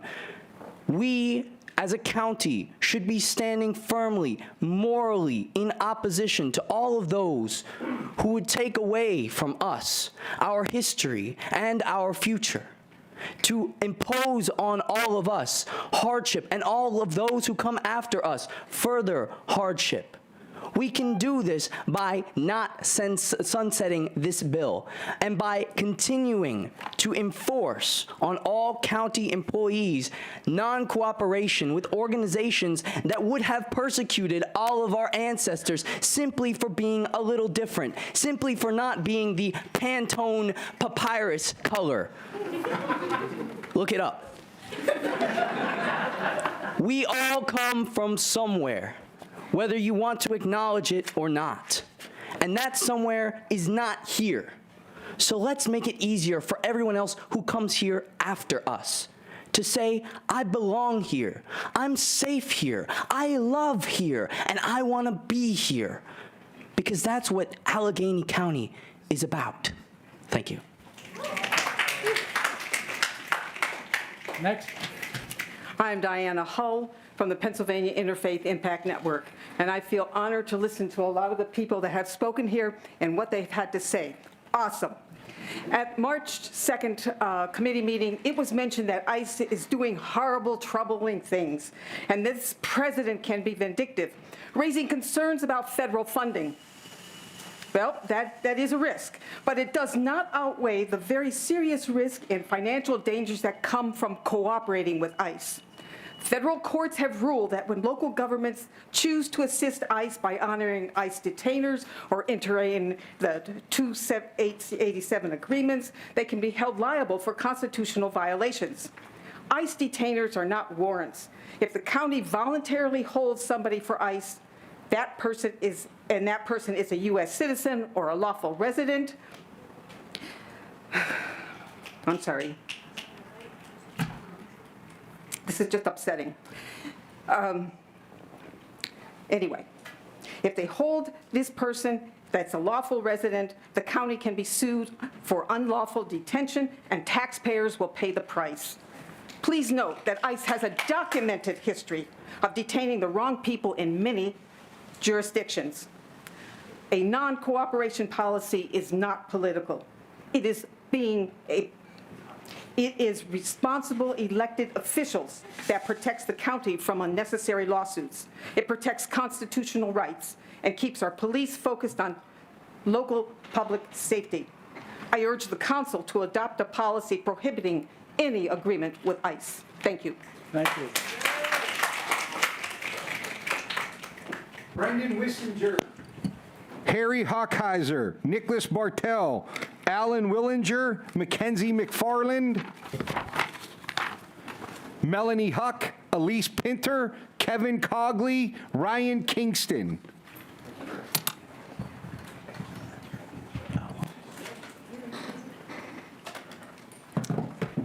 So, hello again. So I'm here to, well, I guess you already all know why I'm here. I'm here to ask that this bill be passed without any further amendments. There are huge concerns about ICE being used to intimidate voters in the next midterms. If any reason should get people to vote for this bill. Not to mention that people are being literally snatched off the streets and then we no idea what happens to them. People that do not have criminal records, by and large. If nothing else, I get that some people are afraid about putting a target on Allegheny County's back, but ICE is already here, and they've already been detaining people that have no criminal record. I get that some people are afraid of legal issues, but you've had multiple discussions about this. You have multiple discussions with lawyers. People from the, students from the Pitt Political Science have said that they're in favor of this bill, or Pitt Legal School said they're in the favor of this bill. And to be honest, good policymaking that actually helps people involves taking risks. And to be honest, the alternative also has risks. One of them being our democracy itself. And specifically for my council member DeWitt Walton, who has just left the room apparently now. For someone that cares so much about immigrants and preventing authoritarianism, you sure have a funny way of showing it. For someone who cares so much about civility, you sure had a funny way of showing it to Bethany Howam at the last committee meeting. Thank you for your time. Thank you. Next. Good evening. My name is Nicholas Bartel. I'm the Clean Air Campaign Manager with Penn Future, an environmental advocacy nonprofit working across Allegheny County in Pennsylvania. I want to start with a simple analogy. If you keep on going to the same mechanic for years, but every time you got back your car, the same problems kept on happening, eventually you're going to look for someone new with the right expertise. That's the broader question when considering appointments to the Air Pollution Control Advisory Committee that we see presented today. Article 21 establishes this committee to advise on air quality regulations and states that members must have the credentials, experience, and knowledge in the field of air pollution. While, of course, experience certainly matters, but time on the committee alone is not the same as subject expertise or leadership. Over the past 2 years, 5 of 12 meetings have failed to reach quorum, preventing the committee from conducting official business. Repeatedly, there have been several consecutive meetings where they have failed to reach quorum and have been unable to officially conduct business. Attendance has been a habitual issue, with no meeting having full attendance since at least 2024. As the council considers these appointments, this is an opportunity to ensure that the committee reflects the air pollution expertise and leadership that Article 21 was written to encourage. Thank you. Thank you. Next. Hello, my name is Alan Willinger from Edgewood, also from Penn. I'd like to address the concern that some council members might have about federal government retaliation by withholding federal funds for approving this ordinance. In February, I helped arrange a webinar about local government cooperation with ICE, especially related to 287G agreements and local governments passing ordinances to limit cooperation with ICE. One of the speakers was an American Civil Liberties Union from Pennsylvania attorney. He was asked if any local government passing such an ordinance was retaliated against by withholding federal funds. He said such retaliation would be illegal. Here is what he said, almost verbatim. There is no obligation on local governments to take or not take any action on immigration. There have been multiple decisions across the country that have examined federal challenges to local legislation about various parts of non-cooperation with ICE. In the Third Circuit Court of Appeals, which covers Pennsylvania, there was a case where the federal government could condition funding to local law enforcement agencies based on their decisions not to cooperate with ICE, and the Third Court of Appeals upheld that the local agencies can make their own decisions about this, and federal funding cannot be conditioned. Thank you. Thank you. Next. Good evening. My name is Melanie Huck, and I am a resident of District 10 under Councilmember Walton. I'm here today as a member of Pittsburgh DSA and as a resident of Allegheny County to ask that all of you, especially Councilmember Walton, support the ordinance 13809-26. I am a, do I have to start this? I am a student at Carnegie Mellon where I study engineering, and I can say for a fact that some of the smartest, kindest, most creative creative people I know are immigrants. There's been a lot of talk today about immigrants being a danger to our county, of creating some kind of public safety disaster, and in my experience, it has not been the case at all. Statistically, immigrants are actually less likely to commit crimes than citizens, and I think all of us can know of someone who may not have been born in this country, but has nevertheless been an incredibly important part of it. This ordinance is not going to hurt public safety in any way. It will not affect the ability of our law enforcement officials to enforce the laws as they currently are. It will simply say that they cannot discriminate against someone just because they weren't born here. Additionally, I would like to point out that although we have talked a lot about immigrants today, the ordinance is not just about protecting our undocumented neighbors, family members, community members, and coworkers. It is also about all of us. ICE's recent attacks over the course of the past year, but especially over the past 2 months and in Minneapolis, has hurt citizens and non-citizens alike.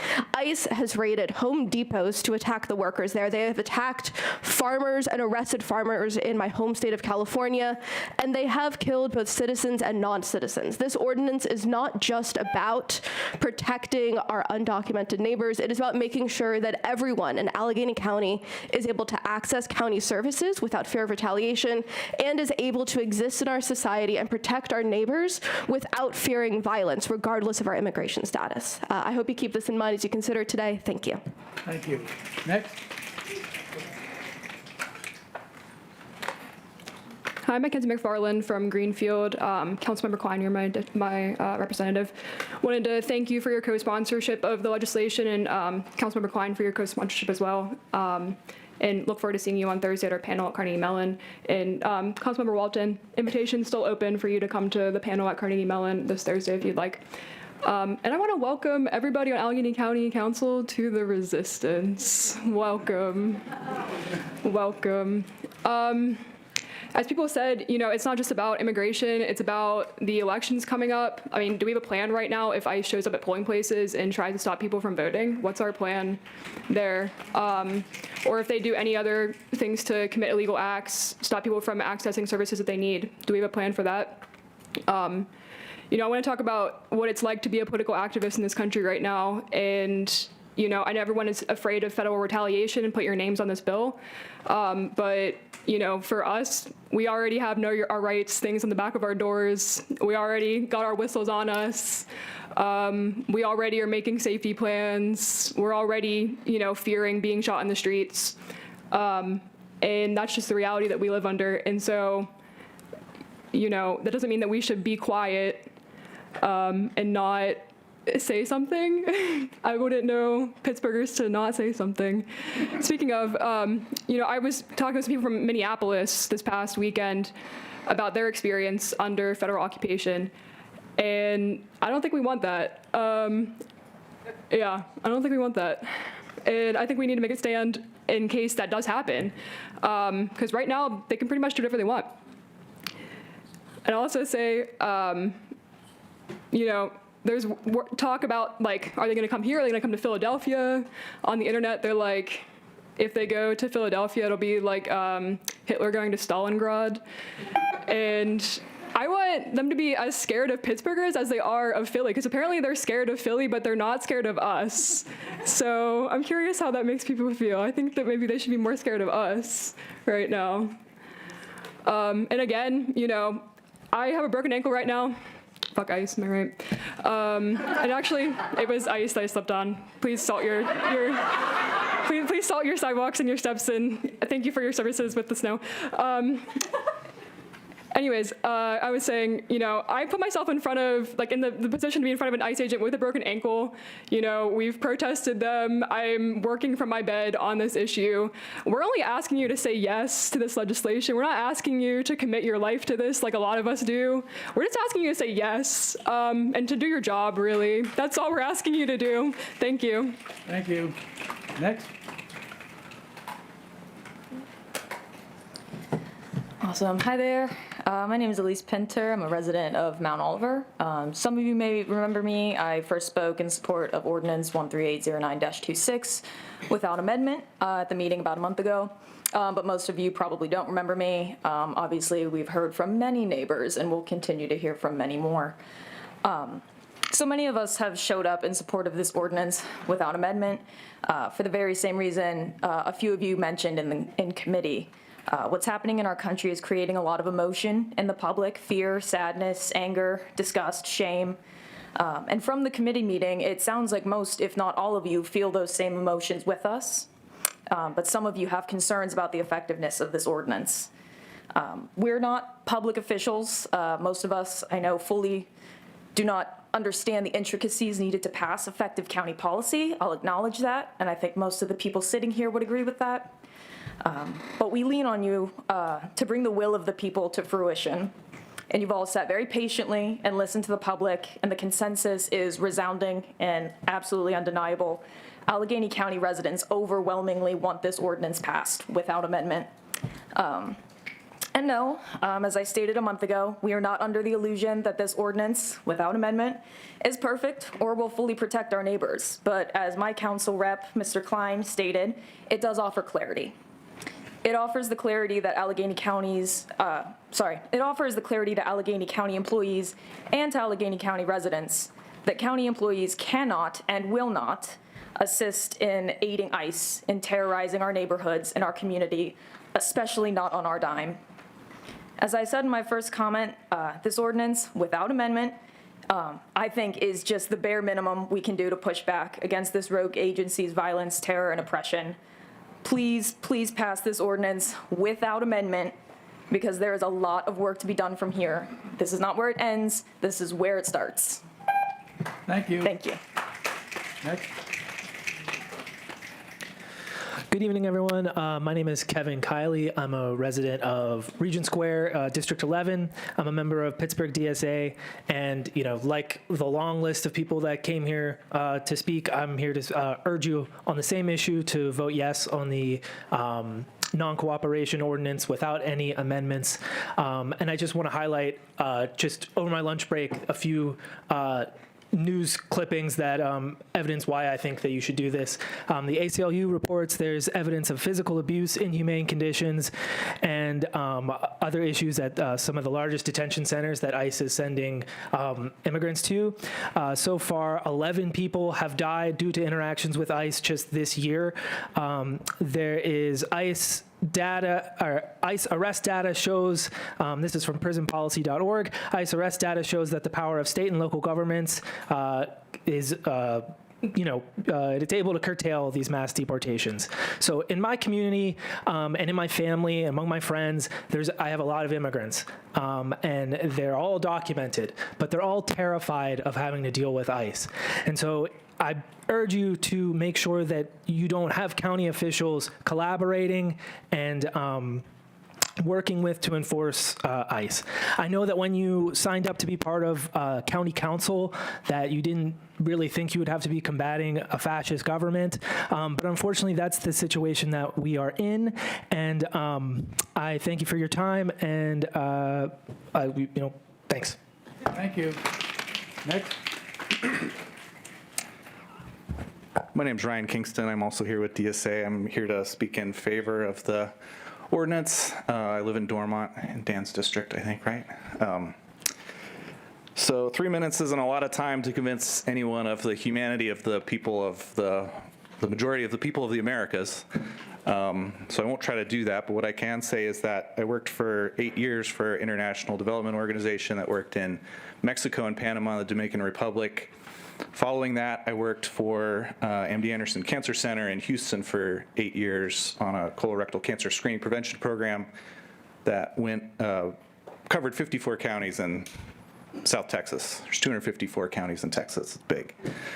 So I can say that I have experience dealing with how our country treats people on either side of our border.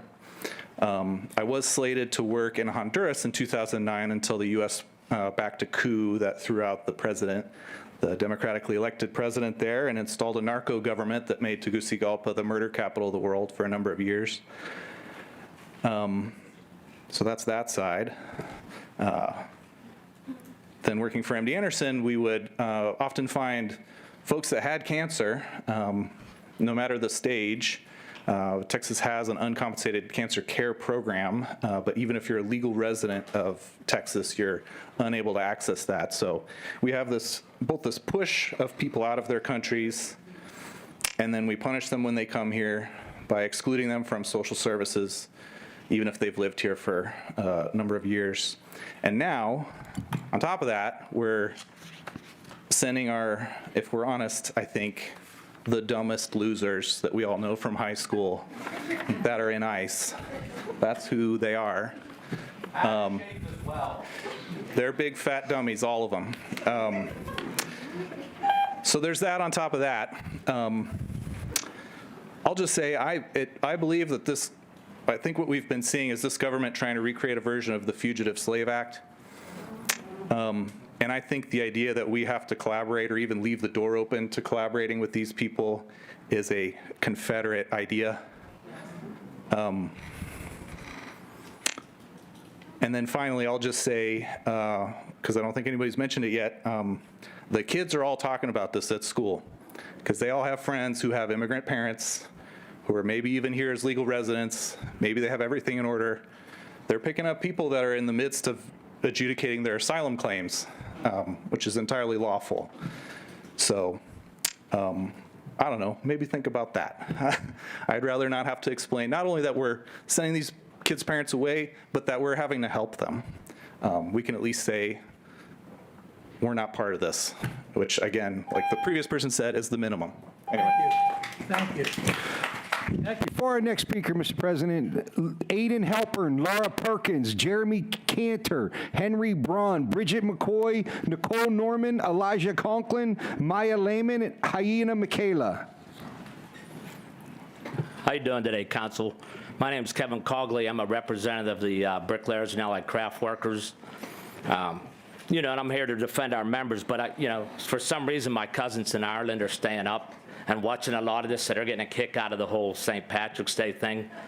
And they just said, that for me to pass this on, like, hey, we like when you visit, but don't come and try to stay too long because you'll eat too much, and we don't have much food here. We'll have another famine. So that's what they told me to pass along, but they're probably still drinking in Cork right now. Anyway, so I represent the bricklayers and allied craft workers.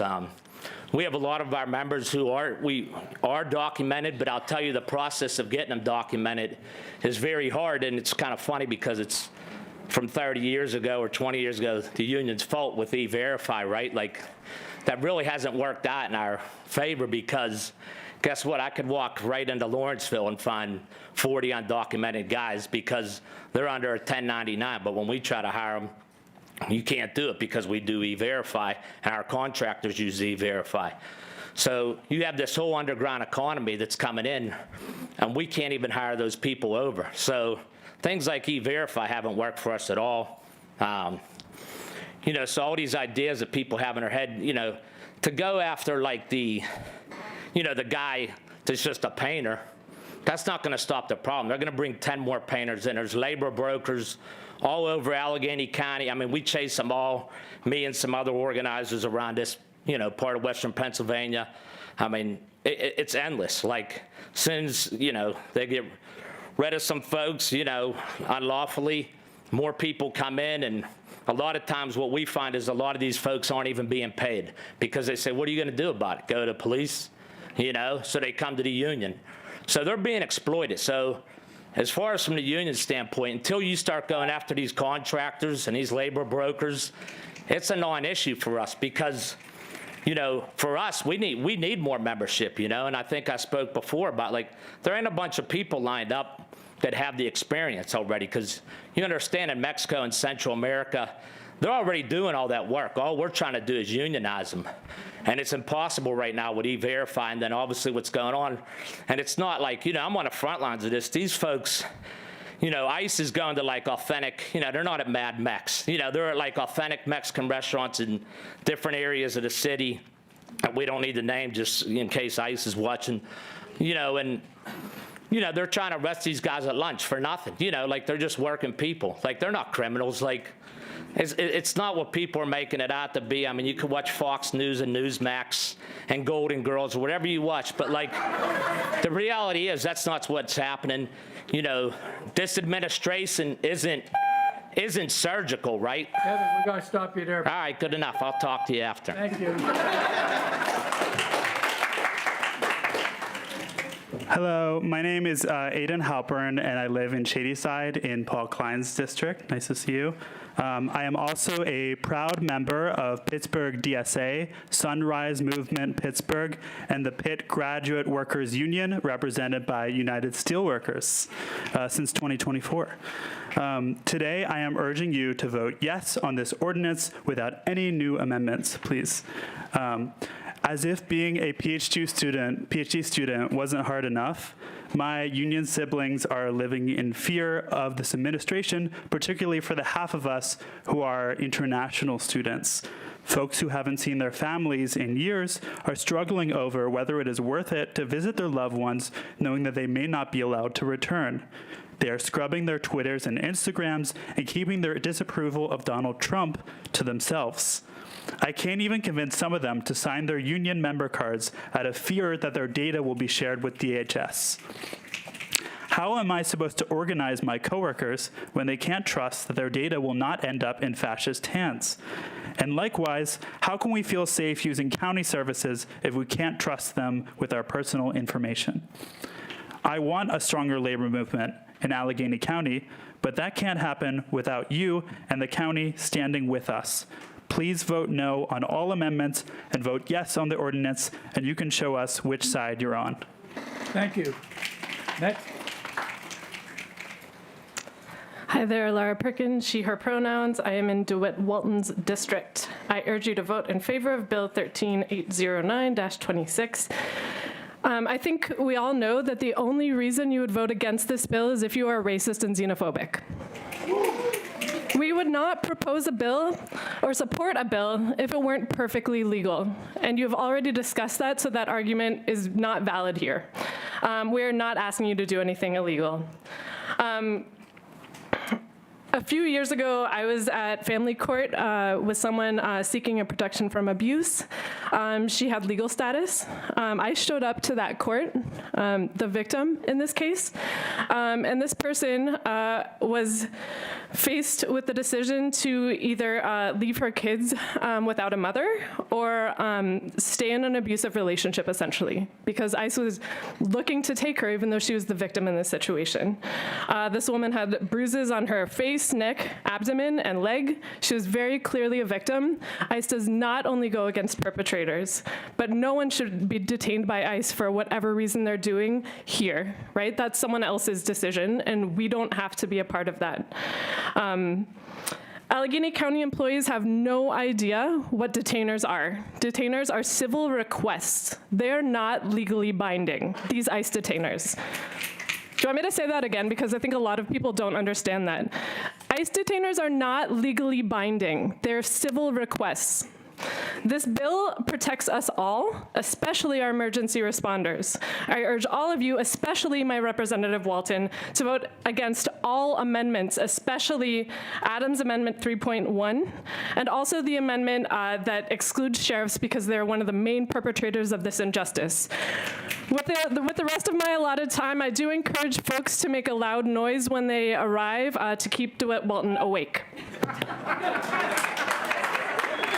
Hey guys, come on.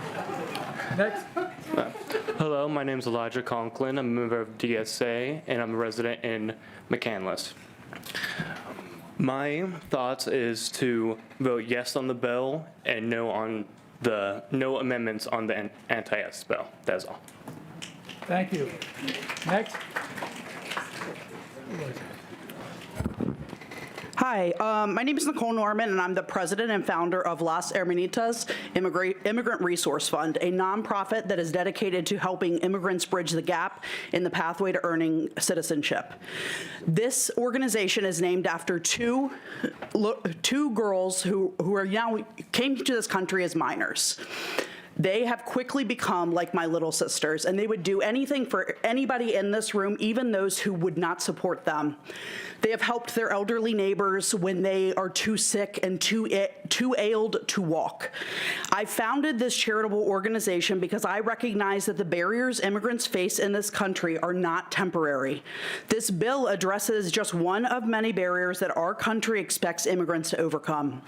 These barriers exist because our congressional representatives lack the cultural competency and requisite knowledge of the nuance that exists in immigration law.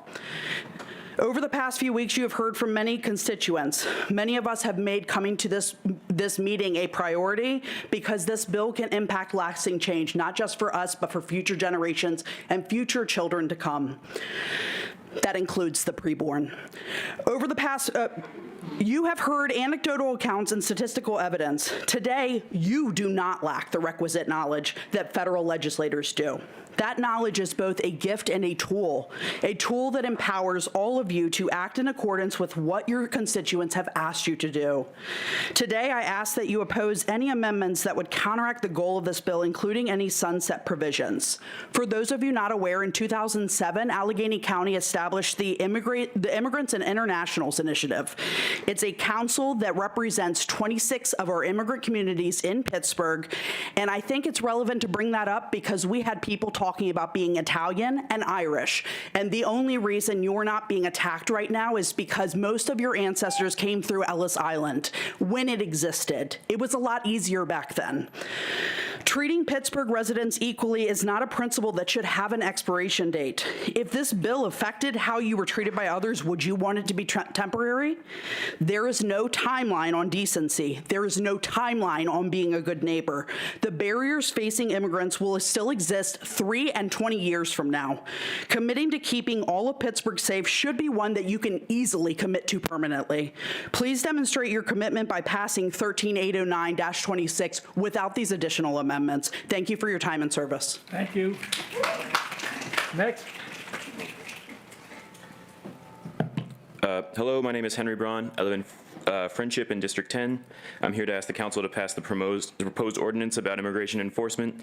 I was here 2 weeks ago, and in the 2 weeks since, yet more immigrants and people of color that I work with have expressed their discomfort with leaving their home due to rumors of ICE activity in the Pittsburgh area, and their concerns that the city of Pittsburgh and the community at large is not prioritizing their safety. Clients have missed job interviews, English classes, and community events due to these fears, and without reassurance that they are safe and valued in Pittsburgh, that will continue to happen. Please take this ordinance as an opportunity to show an ongoing commitment and well-being, or to the well-being of our neighbors by voting yes. Thanks. Thank you. Next. Hi, I'm Jeremy Canner. I live in Garfield, District 13. I didn't get a chance to thank you last time I was here for co-sponsoring the bill, so I want to do that now. Thank you, Jordan Boda. A lot's happened in the last 2 weeks since me and my friends were last here speaking in support of 13809-26. There's going to be a new DHS secretary, and there are new amendments to this ordinance being considered. It's my understanding that one of those amendments would sunset the ordinance at the end of this presidential term, which I feel is a bit unnecessary. So I just want to ask our council members one question, particularly if any of you are considering this amendment necessary based on the wishful thinking that a new administration will act differently, or if any of you are considering voting against the ordinance entirely based on wishful thinking that new DHS leadership will act differently. And that question is, given what we've seen in Minnesota, how many Pittsburgh citizens are you okay with potentially dying at the hands of ICE? Is it 1? Is it 2? Is it 10? I would argue that there's a right answer to this question, and that answer is 0. So I would encourage you to vote as if that's what's at stake and pass this ordinance without this additional amendment, without any additional amendments, especially the one that would exempt sheriffs. So please vote based on the reality of what we see today and not based on a hope that ICE might operate differently in the future. Vote to protect us and our immigrant and minority neighbors. Thank you. Thank you. Next. Hyena Michaela, before Maya goes, Hyena Michaela, Benjamin Winfield, Catherine Max, Dalton Sapiccio, Allison Mahoney, Elizabeth DiCarlo, Olivia Calbro, Madeline McGrady. Hi all, I'm Maya Lehman. I'm a resident of the Greenfield neighborhood of Pittsburgh in Paul Klein's district. I'm here today to call on County Council to pass Ordinance 13809-26 and end all cooperation with ICE in Allegheny County, and to not support any of the amendments raised that would weaken the bill. We've seen across the United States tens of thousands of people kidnapped off the street, separated from their families, and kept in concentration camps. Several people, both citizens and non-citizens, have been shot and killed by ICE or have died in detainment, even with no criminal history. As recently as last week, a community member was abducted and detained by ICE from my neighborhood of Greenfield, which caused myself and my neighbors to be concerned for the safety of our community. This is not okay, and ICE is clearly a threat to public safety. We must protect Pittsburgh from this type of lawlessness and tyranny. That's why I'm urging County Council to vote yes on Ordinance 13809-26 and to not support any of the amendments raised. Your constituents are scared, and we're waiting on you to make the right choice to keep us safe. Thank you. Thank you. Next. Hi, my name's Ben Winfield. I'm from District 7. I'm here with the DSA, and I'd like to urge the council members to vote yes on the anti-ICE ordinance with no amendments. As I understand, the local police are there to take care of everybody who enters into their local communities. And if they're working with these federal agents, I don't think that they're going to have the trust that they need to keep people safe. People aren't going to work with them. People aren't going to seek out their help. People aren't going to cooperate. And so I think it's against the public safety for our local police to be working with these federal agents. Leave the federal laws to the federal police. Let the local people take care of the local people. That's it. Thanks. Thank you. Next. Good evening. I am Catherine Max. I'm a resident of District 11, Councilmember Klein. Members of County Council, I am appalled at the forces of evil that have been unleashed in this country by our federal government. More than 1,000 people have been unlawfully detained in Western Pennsylvania alone, causing distress to their families, to their neighbors, and to the communities, businesses, and residents of this county. Some have even lost their lives due to denied medical care, lack of adequate food, and physical abuse. Central tenets of our democracy are casualties of this federal administration. Do you remember due process, freedom of the speech, freedom of the press, the right to protest and hold government accountable, freedom from unreasonable search and seizure, equality under the law, and freedom from cruel and unusual punishment? The egregious lawlessness of ICE and Border Patrol is a stain on our nation's history as we stand by and capitulate to white supremacy as the law of the land. For-profit private prison networks are popping up all over this country, including in our Commonwealth. 3/4 of detained immigrants have no criminal record. These modern-day concentration camps will soon house the likes of me and many people in this room, for we doth protest too much. Luckily, we have a weapon, state and local governments, if you have the courage to use it. Councilmember Adams, you said last week in the Public Safety Committee meeting that the cons of passing this ordinance outweighs the pros. Say that to the face of any family who has lost their loved one in ICE detention. Say that to the families and friends of Renee Good or Alex Pretty, who were murdered in cold blood in Minneapolis. Councilmember Walton, if you truly believed in transparency, then you would pass this ordinance. It opposes cooperation with a regime that has no transparency whatsoever, doesn't even show the faces or badge numbers of their legions of armed thugs. There is no accountability for their murders. They face no legal repercussions. They are encouraged by their bosses to commit atrocities and inflict terror for the greater good. History does repeat. There can be no solution to the lawlessness, the cruelty, the corruption, unless we stand together as neighbors and stand together as local and state governments. We are asking you to stand with the residents of Allegheny County and stand against the forces that seek to destroy us and to consolidate power. Ordinance 13809-26 is not a solution to this crisis, but it's a first step in the right direction. Do not water it down by exempting the DA, police, sheriff, controller, treasurer, or county council members, or by adding administrative backdoors and sunset dates. Do not share data. We need a robust policy. Now is not the time to proceed with caution. We are under attack daily. The guns from Washington, D.C. are trained on all of us who dare resist. If you are unwilling or incapable of fighting for the residents of Allegheny County, then I beseech you, resign from your positions and make way for others who will. Thank you. Thank you. Next. Hi, I'm Olivia Calbro. I live in Penn Hills. I am a transplant from Philly, though, so go Birds. But I did want to speak on behalf of this bill from a combat veteran, well, an Air Force veteran, so soft veteran type perspective. A lot of people in ICE are ill-trained. There is no trigger safety. There is no crowd control. They do not know how to de-escalate. Outside of the fact that morality-wise, this whole situation is an affront to nature, to not think that a human being is illegal, but just basically from a combat-wise, if you are in a place with a lot of people, you need to be able to conduct yourself, and you need to be able to be trained on that, and a lot of them don't have it. And instead of getting more training, it is being taken out because they don't want you to have empathy. They don't want you to think about this person as a person. So they're just going to push you to escalate things. And not to mention, the elephant in the room is that the people who are joining ICE are not the best of the best. They are people who could not get into the military. And then on top of that, they are the bottom dwellers of Reddit. They have been radicalized over and over again to the point where now they are just ready to goose stomp their asses into a Nazi revolution. With that being said, I just think if you have any heart, any soul, you would not support bringing ICE here and helping them. That's it. Thank you. Next. Hi, good evening. My name is Allison Mahoney. I'm a resident of Allentown in Councilmember Boda's district. Thank you for your co-sponsorship. Hey.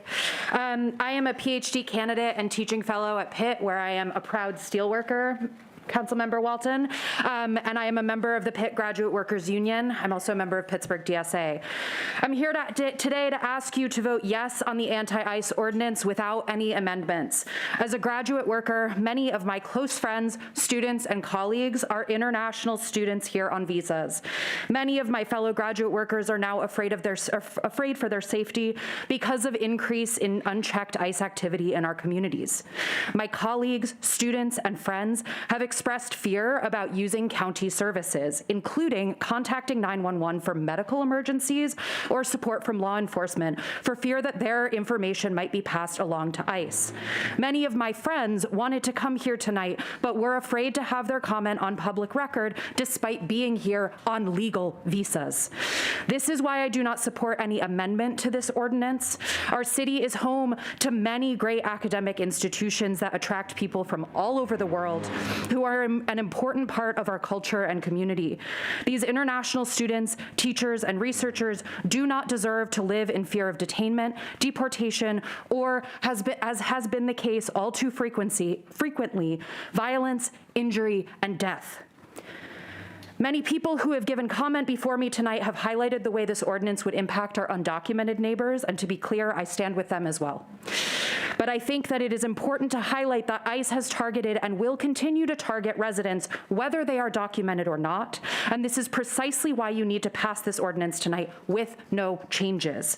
People before me have also mentioned the possible financial implications for our county of not passing this ordinance.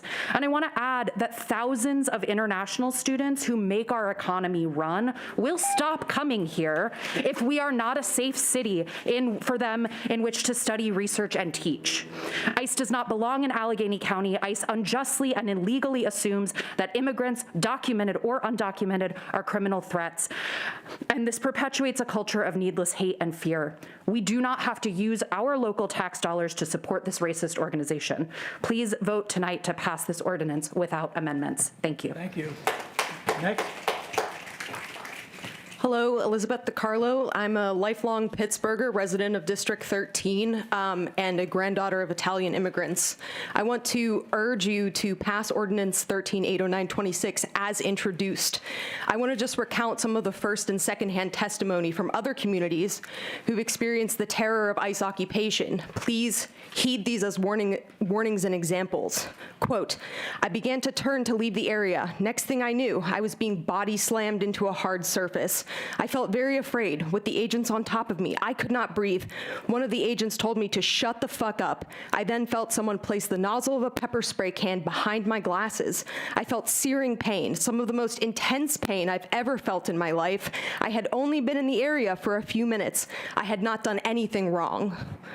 A woman from Washington, a Native American woman, was shopping for plants and got picked up by ICE. She was told she was an immigrant and that she had to prove her citizenship. She showed her tribal ID and was told that it was not a real thing, and tribes don't do ID. They do. They held her for about 2 weeks before she was just let go. No warning, no court. Dropped off 5 hours away from her home and told, don't do it again, with no explanation of what that was. She said the conditions were horrible. The food was barely edible. The beds were a cot, and they all just got used to the bugs everywhere. She didn't know where she was being held, and they intentionally drove her away from her home before they released her. In all that time, no one knew where she was. Her friends and family called and were told she was in the system, but couldn't be told where or who to call, and there was never a chance to provide evidence that she was a citizen. These are American citizens.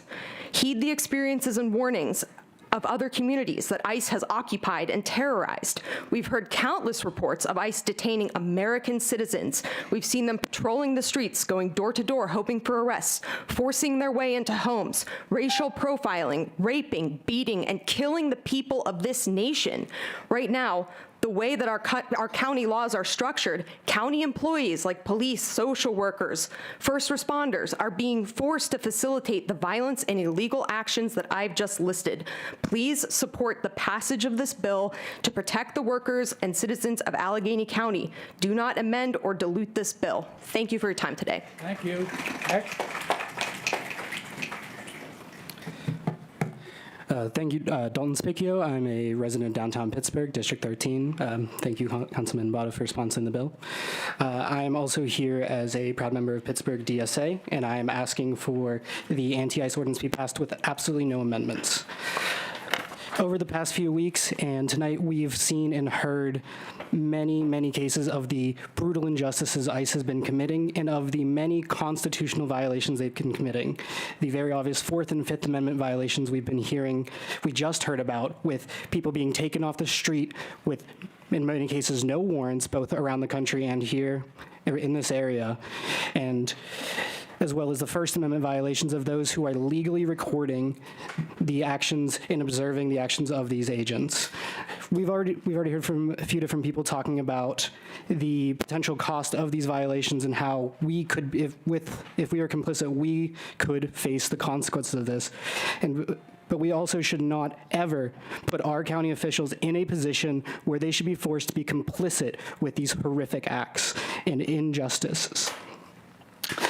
It is the job of this council to represent and keep safe everyone who lives in this city, and that is what we are asking you to do here tonight. Thank you. Thank you. Next. Here you go. Hold on. Madeline McGrady, Aaron Coper, Devin Drabelbis, Benjamin Razika, Sarah Hussey, Jonathan Vranovich, John McFarland. Thank you.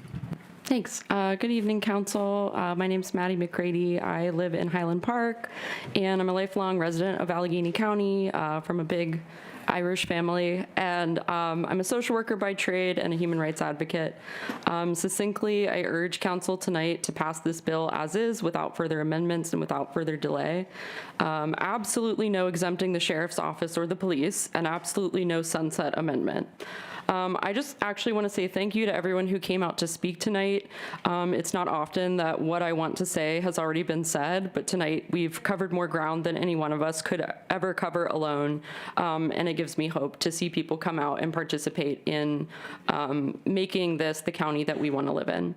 What I'll add is really just speaking personally, I love my immigrant neighbors. My life is better in every way imaginable because of the immigrants in my life and in my community. And I want my future to include more immigrants, not less.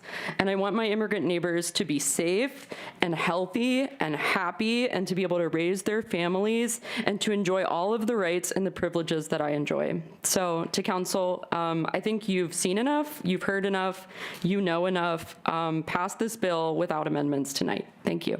Thank you. Next.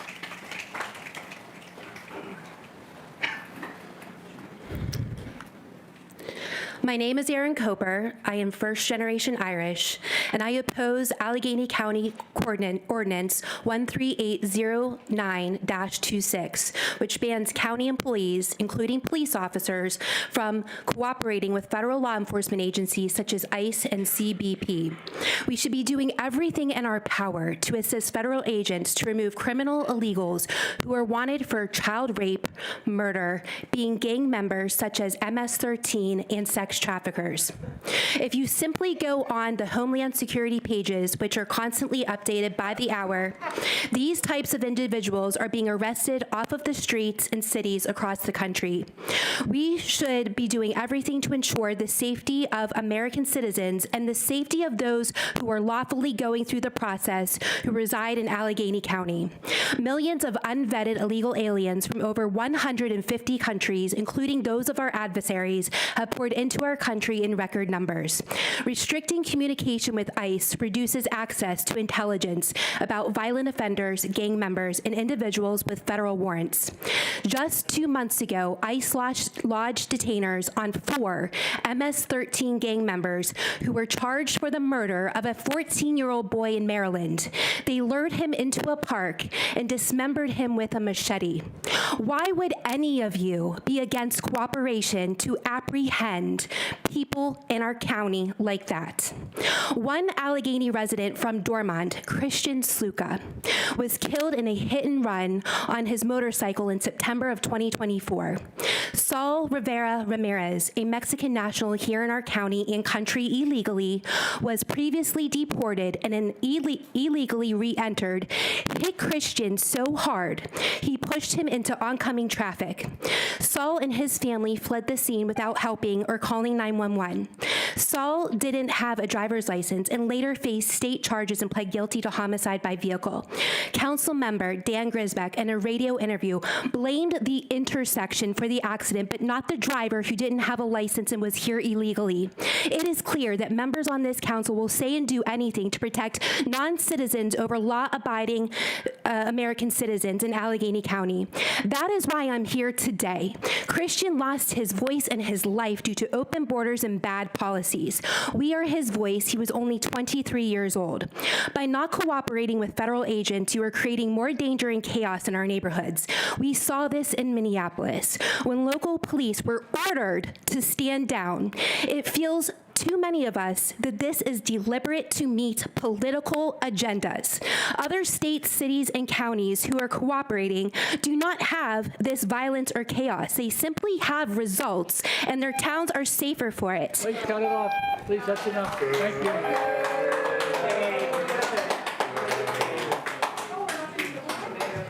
Am I good?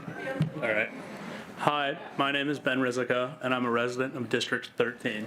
Thank you. I just wanted to say I do not want my tax dollars spent helping people who are hurting immigrants and making their lives worse. So, yeah, please do vote for this bill without any amendments. Thank you. Thank you. Next. Hi, my name is Devin Drywis. I just moved here to Allegheny County recently, and I'll save you the facts and time of things that you've heard all evening and give you a version of a poem some of you may recognize. First they came for the immigrants, and I spoke out because I've heard this rhyme before. Then they came for the disobedient and shot us in the streets. Who knows exactly what we'll see if we allow in Allegheny if we allow ICE cooperation, our friends, neighbors, and those on the street in dire situations. All of our communities deserve to be protected, cherished, and cared for, no matter what an administration believes. History doesn't repeat, it rhymes, and we've done it time after time. Pass the ordinance 13809-26 and do not support amendments on this bill. You may not carry what happens with ICE, but your voters definitely will.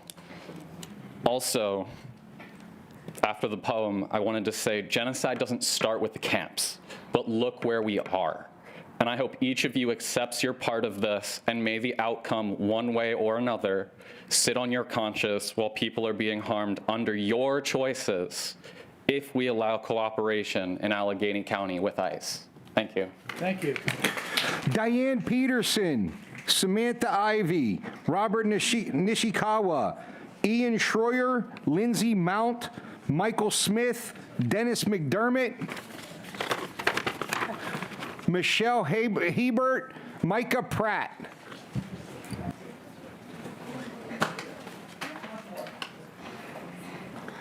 Good evening. I'm Diane Peterson from 125 Woodshire. Thank you for the opportunity to be heard.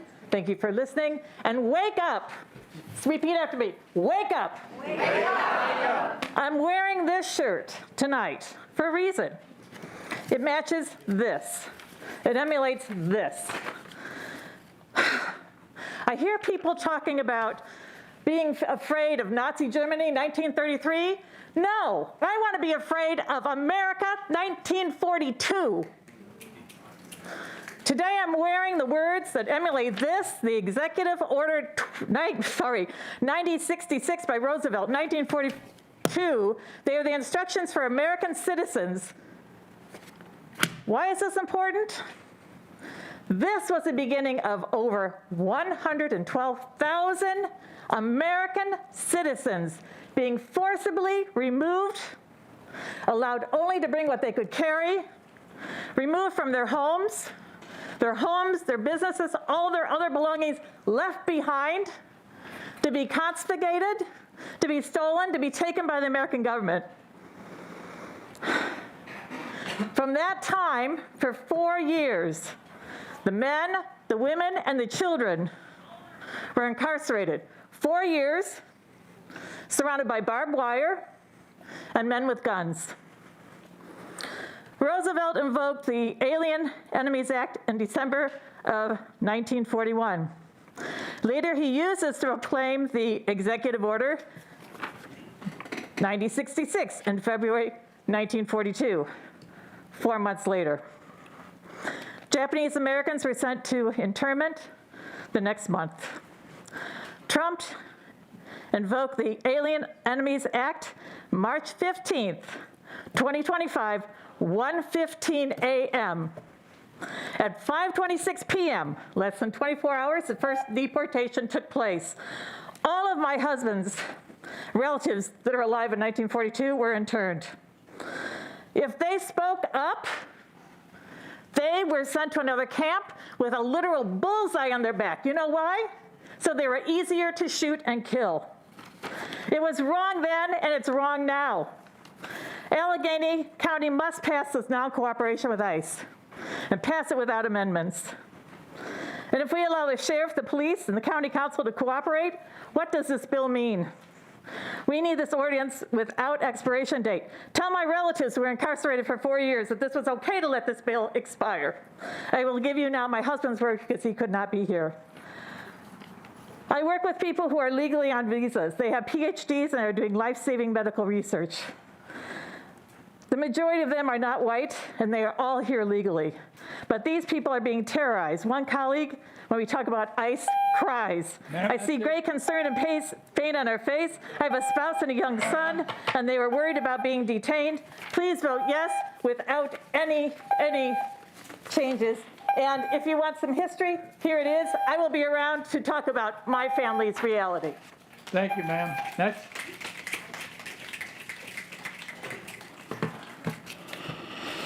Hello, my name is Samantha Ivy. I'm a resident of Pittsburgh, live on the north side, and I'm a product of Jamaican and Haitian immigrants. I'm speaking in support of passage of this ordinance and to not support any amendments to ensure that we restrict our cooperation with this operation to the fullest extent of our county's laws. I fully believe that much like the Ku Klux Klan, much like the Nazis, ICE is a domestic terrorist organization that is actively targeting people of color, whether they be citizens or not. The world has been shaken by the deaths of white citizens being murdered in plain sight, recorded live, and I urge us to think all about the hundreds and thousands of people who are being terrorized, whose names we do not know. 34-year-old Herbert Sanchez Dominguez was found hanged by the neck in his cell after being detained by ICE in Lovejoy, Georgia. If for some reason you think that's not relevant to Pittsburgh, 2.5 hours away from us right now is a for-profit prison called Moshannon Valley Processing Center, the largest ICE detention center in the Northeast, and a center known to falsify the prison records. 32-year-old Xiao Feng Jie was found with his hands and feet bound together, hanging from his neck in the shower room. 15 minutes away from us in the South Side ICE Detention Center, 2 Honduran children aged 2 and 6 were kept for 8.5 hours in a cell at a South Side facility before being sent to a detention center halfway across the country in Texas. Let me say it again, I fully believe that much like the KKK and much like the Nazis, ICE is a domestic terrorist organization that is actively targeting people of color, whether they be citizens or not. In Chicago, October 25, 2025, ICE raided an apartment building that is a historically black neighborhood where they broke down doors, entered nearly every apartment, ignored requests for warrants or to contact lawyers, damaged private property, left parts of the building in disrepair. They dragged 2 children out unclothed, holding every resident in zip ties and interrogating them regardless of their immigration status. The point of ICE is not to enforce law, it is brutality, intimidation, and to cause the most harm possible.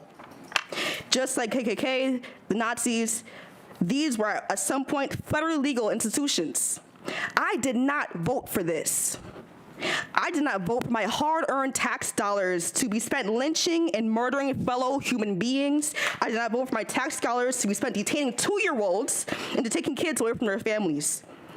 And they claims to love its neighbors. I truly hope and pray that we join countries across this country who stand up to oppose the blind submission and resignation to the racism, violence, and bigotry and murder this current country would like us to all fall into. As I close, I'd like to reiterate my support for Ordinance 13809-26 with no amendments to ensure we restrict our cooperation with this deranged operation to the fullest extent of our county's laws. Thank you. Thank you. Amen. Next. Hi, I'm Michelle Hebert. I live in Highland Park. I'm here to speak in support of the proposed ordinance. Pass it without amendments, please. On a practical level, the county does not need to involve itself in matters of immigration status or detention. Allegheny County has limited resources, and there's no reason for them to be spent on these federal issues. The federal government has vast resources wrongly dedicated to these matters, and there's no reason for our county to join their misguided and out-of-control efforts. Even if we agreed with what they are doing, and I absolutely do not, there's no reason for our limited county money to be spent this way. Also, getting involved in the detaining of people based on immigration status opens the county to liability, as many of us have said, for mistakes or unlawful actions, another cost we do not need to take on. ICE is terrorizing our communities and our neighbors. It is happening here. It is. And as Americans, as humans, we need to resist in every way we can. We can't solve this today with this one vote, but we can do something. And today, in this room, this is what we can do. And this is something. It is at minimum a powerful statement by the people and the council of Allegheny County. History will judge us for our actions today. Let's make sure we make it clear where we stand as individuals and as a county. Thank you. Thank you. Next. Hello. My name is Dennis McDermott, and like many speakers here today, I am a member of Pittsburgh Democratic Socialists of America, or DSA. I'm here, I would like to first of all thank my council member, Paul Klein, for sponsoring this legislation, and I'll call on all council members to pass Ordinance 13809-26 without amendments. A member of this council said when voicing that they would not support this bill, we have a president who is vengeful, and that they were worried that the president could take away funding from the county if we pursue this legislation. I take particular issue with this as they had just compared the actions of ICE and the administration to that of Nazi Germany, which shows to me that they recognize just the moment that we are in right now. Thousands of elected officials and regular people across the country are weighing their options. Is it better to keep your head down and wait this out and hope it isn't you? Or is it better to actually stand up for what you believe in, no matter the consequences? It is because the president is vengeful that we must take actions like this. It is actions like this that give others who are making the same calculation the courage to act. To stand against tyranny is terrifying, much like being one of the few standing in a crowded room. But it should bring some comfort and even joy to know that your actions, ineffective as they may seem to you, have the power to inspire others to stand with you. And you may find that your hands and legs stop shaking as you look around the room and see more people rising with you than not. And you finally realize that there are more of us than there are of them. I encourage every council member to stand and support this bill. Thank you. Next. Hi, my name is Lindsay. I don't like public speaking, but I'm here today. I live in Wilkinsburg. I'm a Pittsburgh DSA member, and I'm a student at the Community College of Allegheny County. I was not actually planning on sharing a personal story at this meeting, but so many speakers here tonight, they've really had stories that have been so powerful. And I hope all of you at least feel empathy for the experiences of the humans in this room and in our county, regardless of their immigration status. I hope to add one more story. I urge you to vote yes on the ordinance without amendment. I moved here from Phoenix, Arizona. I lived there my entire life up until a year and a half ago, and I moved to this great and unique city of Pittsburgh for a fresh start. In a sense, I immigrated to this city, but like so many do, from all over the country, from other counties, other states. Maybe I'm less scary to some of you. I'm white, I'm blonde, I'm Republican coded, as some have unfortunately told me. Maybe I'm less scary because of that. I guess most white Americans aren't afraid of me and don't call me an alien. My reason to relocate to this city was majorly due to be closer to a family member. She looks different than I do. Her and her family are from Vietnam. She's a medical professional here in Allegheny County. Her parents came to this country as refugees from Vietnam. They're here legally. They're here in this country legally. They came here to escape a war-torn nation to start a new life. Like so many others, she has to wonder, along with her entire family and many other families who look and sound like them, that they will simply be driving to pick up their weekly groceries and be pulled over for a traffic violation. Sorry.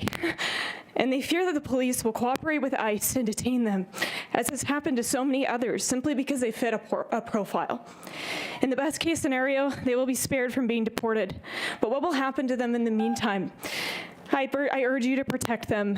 What traumas will they face, and what terror will they experience in the name of law and order? Thank you. Please pass this ordinance without amendment. Thank you. Next.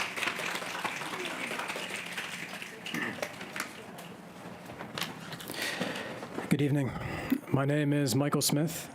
I am a lifelong Allegheny County resident, and I'm here to speak on Bill 13080926, like everyone else. No collaboration between Allegheny County and ICE. While this bill recently passed in the Committee for Public Safety, my understanding is the committee was divided. Much of the debate centered around the bill's necessity. As county departments have reported, they do not currently facilitate any interaction with ICE. So we'll address this claim directly. As I believe this bill is deeply important as a safeguard for our communities and neighbors in Allegheny County. Agents routinely stake out immigration courts, detaining people who are here illegally and are working through the legal process. They have stated directly they are targeting everyone, regardless of criminal background. Just a couple examples out of many. Last month, Brentwood resident Macklem Escalante was arrested inside the courthouse after showing up in compliance with a subpoena for a crime against him. This is a father who is here legally with no criminal record. A turn signal stop in Springdale Borough turned into an ICE arrest for Randy Cordova Flores, a legal citizen with no criminal record.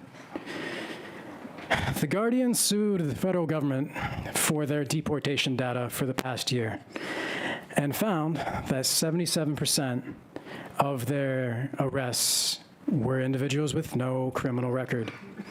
Less than 1% with a record of sexual assault and homicide. Former ICE training instructor Ryan Schwenk recently testified in Congress that he was ordered to teach agents to enter homes without a judicial warrant, a direct violation of the Fourth Amendment. He also testified that their training program has been drastically cut down and is both defective and broken. In its current form, ICE has been terrorizing communities and neighbors across the country, routinely acting lawlessly and dangerously. They are undertrained and underqualified, according to sources within the agency and clear to the eye. They constantly and consistently racially profile, targeting any and all persons with no regard for due process, routinely arresting U.S. citizens and non-citizens with disregard for proof of citizenship. You've all seen the videos of ICE, some more than others, killing citizens and non-citizens in the streets, pulling people out of their cars, targeting those helping their neighbors with scare tactics, facial recognition, and intimidation. We cannot allow cooperation with this lawless agency, as it is painfully evident in communities far and wide that all they bring is fear and chaos and destruction of families. Speaking for myself and everyone I personally know, and likely more, they are not welcome here, and we do not want them here. Please vote again. Please vote for this bill. No amendments. Thank you. Thank you.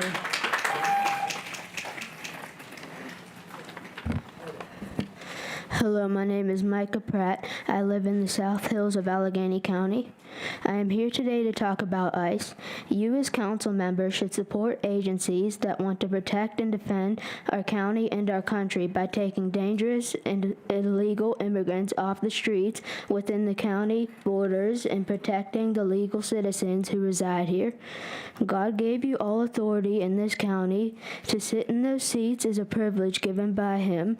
However, with privilege comes great duty to protect the citizens within your borders. To neglect this duty is a sinful dishonor to God.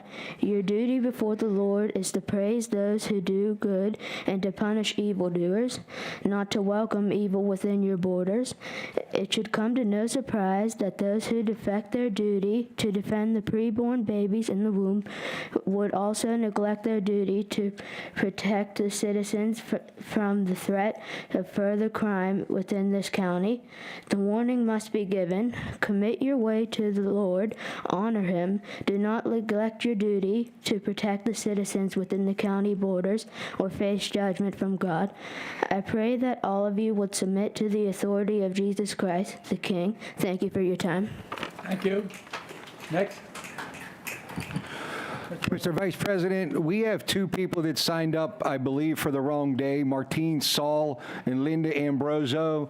We also had a couple members of the public come up and ask that they did not sign up, but ask if they can speak. So if it's the will of the council to allow those folks to speak. I'm going to open it up.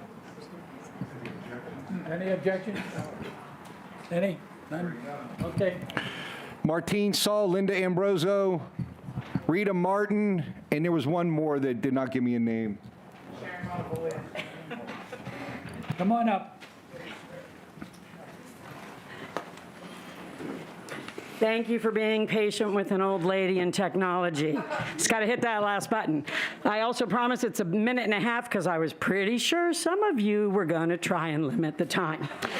So I will say I am here in support of the legislation with no amendments, and I wear my Mr. Rogers t-shirt because, and I'm here for PIN as well, I wear my Mr. Rogers t-shirt because he taught us that if we're going to do scary things, Suzanne, my councilwoman, if we're going to do scary things where we think some bully might come after us, we do it together.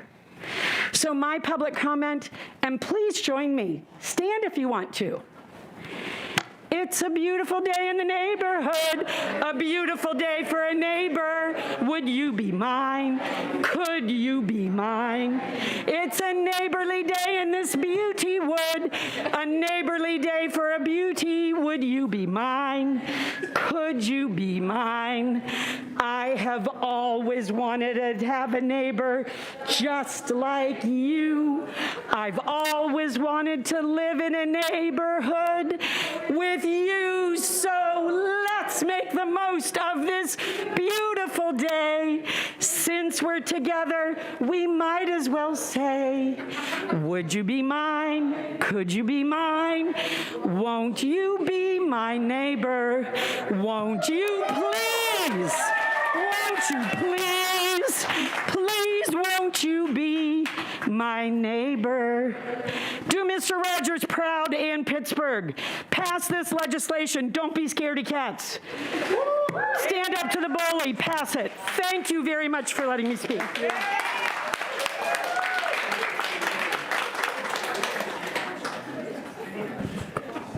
Oh boy, that's a tough act to follow. Hi, I'm Logan Stack. This is my first council meeting, so I'll keep it short. ICE has already murdered citizens in their own street. They frequently arrest innocent people, which others have pointed out can cost the city a lot of money. And they keep killing people in custody with negligence. So whether you think all of that chaos and death is due to incompetence or malicious disregard for the law, Pittsburgh, and Yins in particular, should not stand up for that. Thank you. Thank you. No, what's your name? Oh, Logan Stack. Okay. Hi, my name is Rita Martin, and I'll be very quick. As a former English teacher, retired, I am so proud. I think I taught some of you. Your language, your words, they're beautiful. You have all the words. And I'm also a librarian, so to the person who said that immigrants are arrested so often, according to the Cato Institute, research indicates that undocumented immigrants are incarcerated and convicted of crimes at lower rates than native-born U.S. citizens. Yeah. So get that. Hi, my municipality, Ms. Balaji, you are my rep. I'm from McCandless, and as you well know, McCandless did pass this ordinance, and many of your municipalities are passing ordinances like this, very similar. I was very opposed to my well-trained, respectful police officers engaging with ICE in any way, shape, or form, and I stood up, and we had the same number of people, pros and cons, and we managed to get through this and do the right thing, and I'm so proud of my community for doing that. As you know, I think last night it was not Oakmont, but Plum, yes, okay. Well, my I'm the daughter of immigrants. My parents were Italian immigrants. I couldn't speak a word of English when I started Beltsuver Elementary, which is still there, and I was raised here. My mother was never asked for papers. I helped her learn her English. Our Irish neighbor sponsored her citizenship. It was wonderful, and that's what I want my America to look like. I know you don't support illegal immigration, but that is not your job. Your job is not to work in federal realms. Our county police officers are trained to protect the citizens of this community, no matter their race, nationality, or status. In fact, our police officers aren't even allowed to ask what nationality or where they came from, because that's not the right thing to do. I urge you to vote yes on this. No, we didn't even consider amendments on our resolution, like sundowning or anything. Thank you. Mr. Vice President, that ends public comment. That ends public comment. We're going to, ladies and gentlemen, before I float out of here, I'm sorry.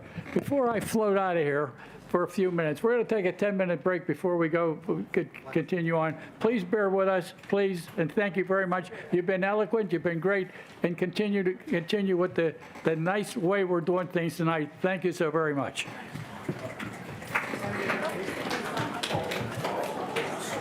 Sorry.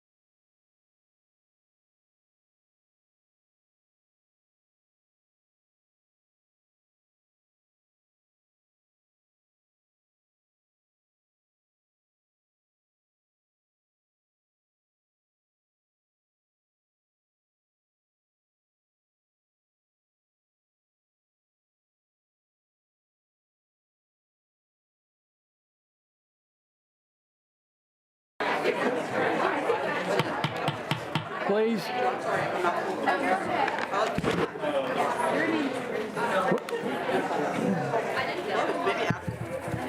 Ladies and gentlemen, please, thank you. Thank you very much. All right, we're at,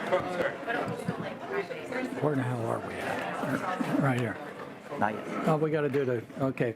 We're going to do the, there's a motion to approve the minutes of the February 10th, 2026 regular meeting of council. I need a motion. So moved. And a second. Motion and a second. Can we do a voice vote? All those in favor, say aye. Aye. Opposed? Ayes have it. Thank you. Now we're going to go into the presentation of appointments. We have none presented. We have unfinished appointments. The nomination of Daniel Brickmont to serve on the Air Pollution Advisory Committee 13846-26 has been withdrawn and is therefore no longer subject to a vote this evening. I'm assuming that one or more council members may want to abstain from voting on their own nominations this evening. If that's the case, please note your abstentions now. Go ahead, Dan. I'll be abstaining from 13845 TAC 26. Thank you. I will be abstaining from 13844 TAP 26. Okay. All right, and if there are no objections, is there anyone else? No? If there are if there are no objections, I'd like the clerk to read all the remaining nominations at this time and then have a single vote on them.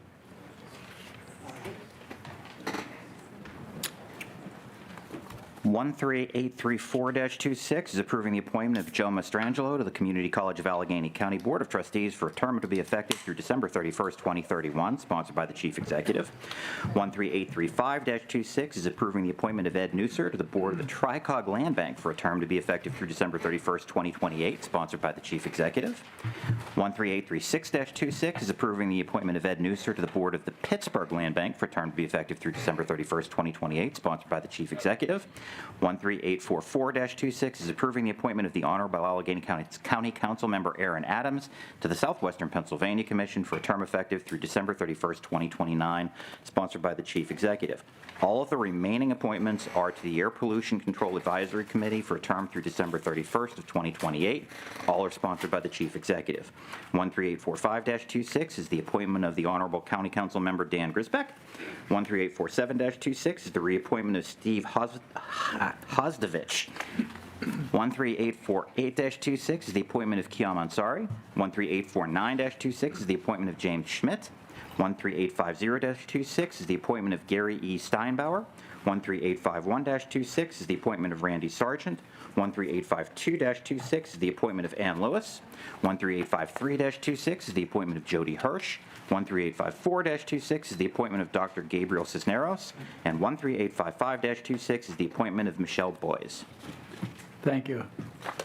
Ms. Madonna Emmerling, would you make a motion to approve all the nominations just read, please? I will.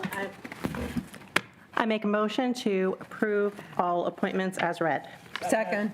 Motion and second. Do we need a roll call or can we do a voice vote? Well, we'll do a roll call. Okay, call the roll, please.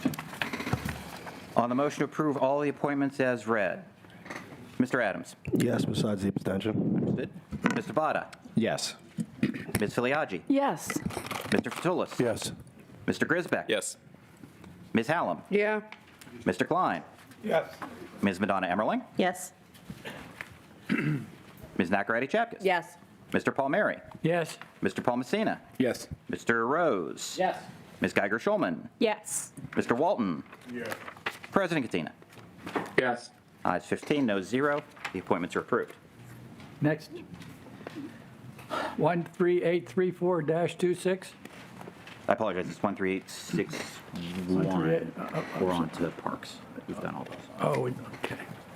Ways to go. Oh, I'm sorry. I got confused there for a bit. We're on here. That's the one. Okay, 13861-26. An ordinance of the County of Allegheny, Commonwealth of Pennsylvania, authorizing the continued use of Allegheny County-owned land in Harrison Hills Park by Harrison Township as a leaf composting site, sponsored by the Chief Executive.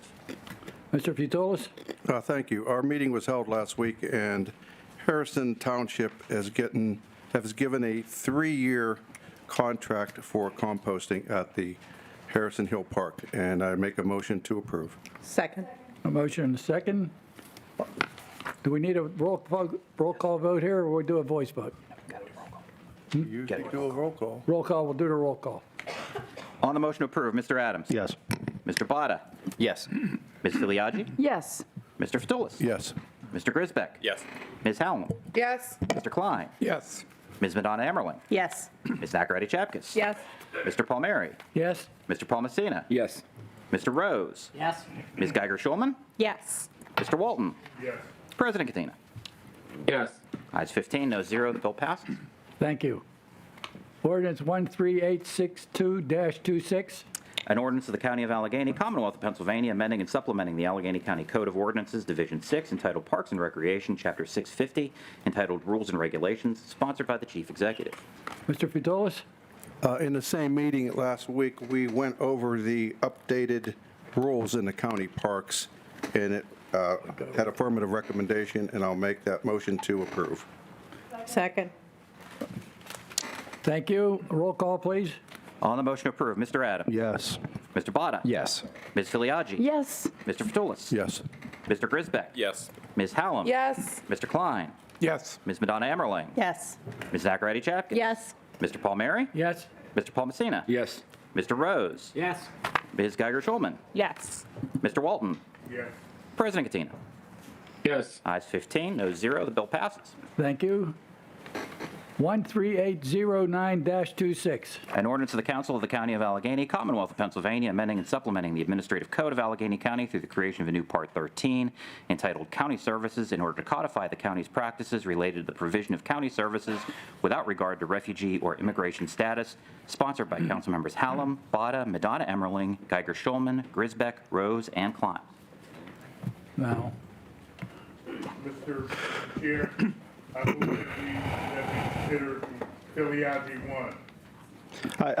Before we do that, Councilman Walton, I mean, we voted an original in the meeting, and I think it was clarified by Councilwoman Hallam that Jared was going to read all of the amendments and give summations on all of them, and then go into discussion as we are. I would like to proceed with that, to at least read them in summation and move from there, if that is okay, based on what on the motion within the previous meeting was. thank you. We have a number of amendments to consider this evening. Before getting to that process, we'll need a motion to approve the bill and second to open discussion. We will not be voting on the motion to approve until after the amendments have been addressed. Motion to approve. Okay. So moved. We have a second? Second. We'll now address the amendments in the order in which the drafts were requested. Okay. He's going to do the summaries. The summaries. Amendment Adams 3.1 adds a single section at the very end of the ordinance, literally on the last page, section 5130106. It would create a sunset provision. The article would sunset on January 1st of 2029 unless renewed by validly enacted ordinance prior to that date. Amendment Filiaggi 2 makes a few technical changes. However, the substantive change is a new section 5130105 entitled Law Department Recommendations. Essentially, what this would amount to is creating a system by which county employees check with the law department prior to undertaking any action at the request of ICE or other covered agency. Amendment Filiaggi 3, forgive me as I page through it.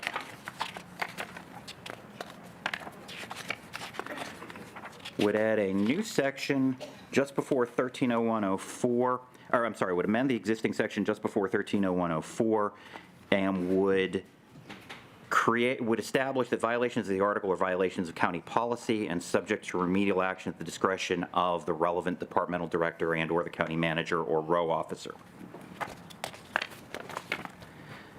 Amendment Filiaggi 4 would eliminate row offices, district attorney, and sheriff, or eliminate the offices of the district attorney and sheriff from the definition of county agency.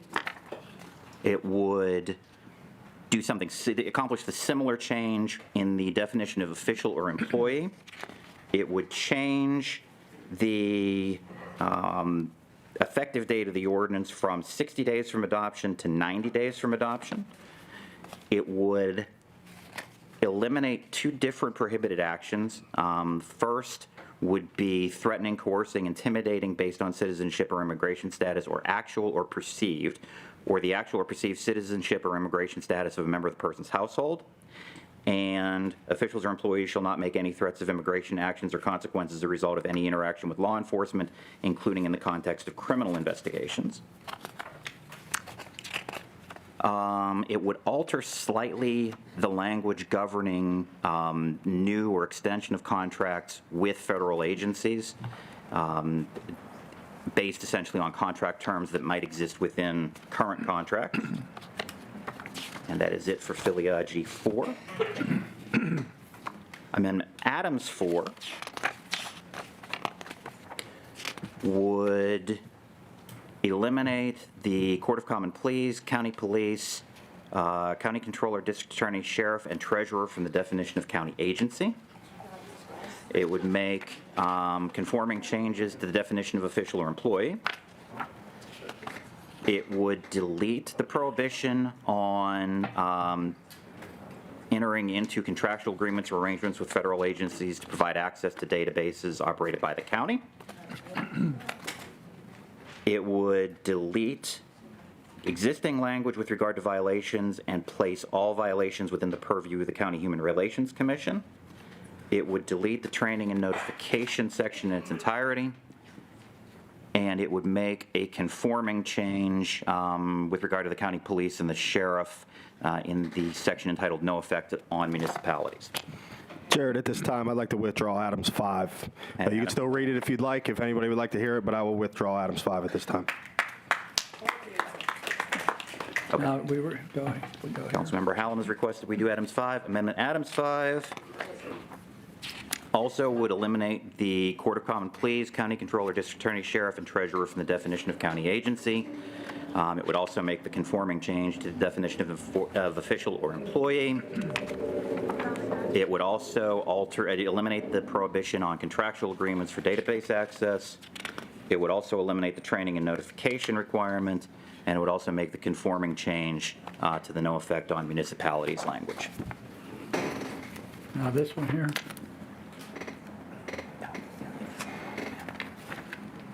Start here.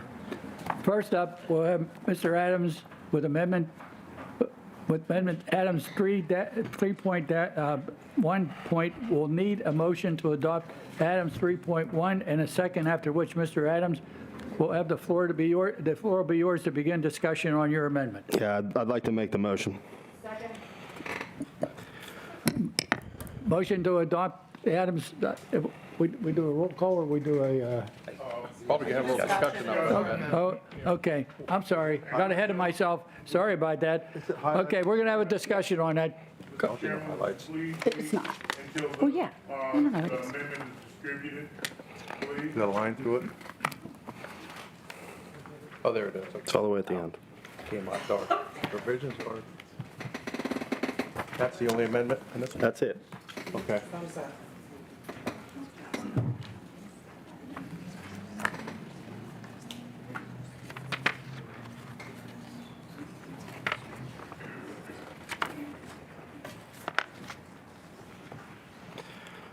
Councilman, you received it.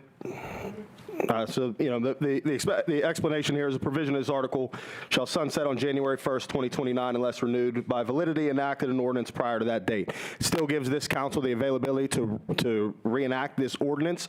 I just believe that at a different time, you know, there's potential different implications that could happen based on the administration of what's going on within the country along within the ICE agency is really my intent and where my mindset is behind this First Amendment. That's my only comment at this time. Anyone else? Yeah, I just want to comment the fact that this sunset doesn't change the language of the actual ordinance. All it does is actually give it to the date of 2029, which we just passed a bill that sunsets in 3 years. So this is common that we do here. So we have, as legislators, we have that ability to come back in 2029 and relook it and to see what the climate is at that time. We can renew it, we could change it, or we could eliminate it. So That's what we do. So this bill doesn't take away anything that we've got currently. It necessarily just says we're going to revisit it in 2029. And that's it. Yes, Nothing further. thank you. With all due respect, while I appreciate the sincerity of Chairman Adams, I believe that to amend and insert a sunset provision is, for all intents and purposes, worthless. I've taken some steps over the last couple of weeks. In our last committee meeting, there was a discussion about the amendments, and there was a concern and an opinion that the members of the committee were operating under, that member Filiaggi shared some reticence about discussing some issues based upon attorney-client privilege and the inability to share some information. Over the past couple of weeks, I've met directly with the sheriff, I met directly with the district attorney, and asked them for their position regarding their relationship with ICE. They repeated to me their position. I asked them if they would put in my hand a written document that described their office's position for me, that my intent was to circumvent attorney-client privilege and have the ability to share upon request those policies that they have in place. Currently, there is no contract with ICE, either in any of those entities. They have a position that, absent a judicial warrant, they're not going to do business with those folks. They are. Thank you, Mr. Chairman. Please. Their position is that under the current standards, under the law, ICE, just as well as any other citizen, has the ability to go into a court, to go into a building and review a public document. We can't stop that. They've made a clear and well-defined position that they're not going to do business with those folks. I am as appalled as anyone with what has gone on with ICE. It is aberrant. It is wrong. There's no question about that. The reality of it is, what can be stopped? And I urge everyone to understand that at some point in time, the worm is going to turn, and there's going to be a different political leadership. What we should be doing now is drafting, this council should be drafting a resolution to clearly state wherever ICE violates a person's civil rights, legal rights, that violates the Pennsylvania Criminal Code, we arrest their ass, lock them up. That's what we should be doing. You know, we should not be trying to wasting our time with this ordinance. We should be holding folks accountable where possible. We should hold folks accountable legally. That's what we should be doing. Come on, guys. In the next couple of weeks, I will draft a document to submit to council that we do just that. Hey, Vice this is not a pep rally here, guys, please. We're on an amendment here. Please. Mr. Grisbeck. Thank you very much, Vice President Palmieri. On the question of sunset, which is the amendment that's currently on the floor, I understand the interest in having a sunsetting policy. I think it is well intentioned. My comment would be that this is not a Donald Trump policy that we're currently operating under, right? It's a Stephen Miller policy. And if we are 3 years from now and we are looking at a future president, J.D. Vance, do you think that this situation looks any different than it looks right now? I don't, right? And so do you want to go through this entire process again to repass the bill? Because I really don't. And so for that reason, I'll be voting no on the motion. If we do have a change in administration and the behavior of ICE and CBP drastically change, which I don't personally anticipate happening even if there is a new administration that has a drastically different perspective, then we can always revisit this legislation and we can vote to overturn it. But I don't think that having a sunsetting legislation whenever there is a good chance the status quo of what is currently happening will continue is a good decision. Thank you. Thank you. I want to do again. Okay. I rebut the fact that you don't want to do this again. The fact that this is what we do as legislators. This is what we do. 3 years from now, we had this discussion that things may be different, it may be the same.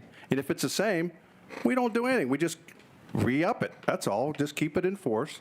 And there's not a problem with that, but I'm not afraid of having people come and speak, okay? Because you have that right, and we all have that right. And 3 years from now, if you all want to come back, you're welcome. But I'll tell you right now, I will stick with what I have today because it's what we do. Okay? That's all. Go ahead. I will say I do agree with you, right? Our job is to legislate. Our job is not to put temporary stopgap fixes in.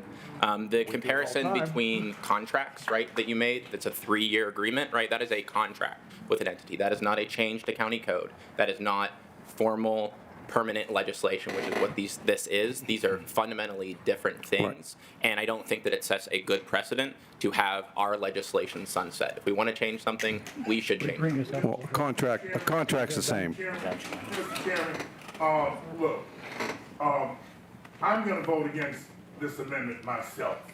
Not because I disagree with the philosophy of Chairman Adams, but because the bottom line is, this isn't going to change anything. If anybody in this building, if anybody in this county believes that county council passing an ordinance trying to restrict what ICE does, tomorrow, this ordinance is going to pass. There's no question in my mind. Even though I oppose it, it's going to pass. There's no question that ICE is going to continue to do what they've been doing until we change the political leadership in this country. There's no question. And if anybody is walking around believing in nirvana, you gotta wake up, come. Thank you. Vice President. Go ahead. I'll go last. Go ahead, Mr. Barta. Thank you very much, Councilperson Howell, for yielding. So I just wanted to say first and foremost that I was one of the original co-sponsors of this bill, and so I will be voting yes regardless of whatever amendments are out here. That being said, I want to take a look at the fact that what we're doing is we are creating an entirely new section of county council. This is not something that is done lightly, all right? We have a county executive who has been duly elected. We have a sheriff who has been duly elected. And in terms of the county executive and the executive branch, we have a policy right here in place, dated February 20th, that basically outlines all of the procedures that we are about to codify into law, right? Now, one of the only things is that this does not do what people think that it is going to do. People who are opposed to this think that it's going to let criminals run free in the streets. People that are in favor of it think that ICE is not going to come here. In reality, this is going to do something much more boring. This is going to create a policy that prohibits certain entities within the county from cooperating with Immigration and Customs Enforcement. Now, that being said, there are other case studies in place, such as Cook County, Illinois, which is one of the first policies that were created in this vein from 2011. There's Montgomery County in Maryland, which is a very similar policy. There are others across the country. None of those are as extensive in terms of its implications to law enforcement, to the health department, to basically all entities within the county, right? So this needs to be done very carefully. If you look at Cook County, it took 3 to 4 months to pass this type of legislation. In Montgomery County, it took 5 to 6 months. This bill, which again I co-sponsored and happy to do it, has been, since an introduction to where we are right now, approximately 6 weeks. So we're about to make a seismic change in our policy. That being said, we have 130 municipalities in Allegheny County, of which the city of Pittsburgh is just one, and we have 90 neighborhoods in that, right? There's a lot of overlap across the county, and what this does not do is it does not prohibit any of these municipalities from entering into contracts with ICE. This is essentially a county-wide procedure. And so I want to at least entertain the Amendment Adams 3.1 for the sole reason that we might need to revisit this, because this is an overwhelming procedural change that we're going to have in our county code. And in order to do this effectively, the levers of government have to be pulled both intentionally and with mindfulness, okay? And by the way, each and every one of those pieces of legislation that passed across the county that are similar to this have been amended. So I have no doubt that this will eventually be amended, even if it's passed without any amendments now. And more so over, it's not properly conducted in a reasonable amount of time for this to be. And I, sincerely disagree with the proposition that's going to probably be brought up that we don't know what county council is going to look like in a couple of years. I would almost assure you that a different county council, given these set of conditions, would vote yes on this bill again. And if I'm here, I will vote yes again and again and again and again. But again, we want to make sure that if we're doing something that is creating such a big change, that we're doing our due diligence. Thank you. Ms. Allen? Thank you, Vice President Palmieri. I have many thoughts after listening to all my colleagues' comments. So first of all, I was on this council 3 years ago, and I can assure you that the council that I was on 3 years ago would not have passed this bill. So the premise that definitely a council in 3 years will pass this bill is just a hypothetical, and I would argue likely false. Second of all, policies are not laws, and resolutions are not laws.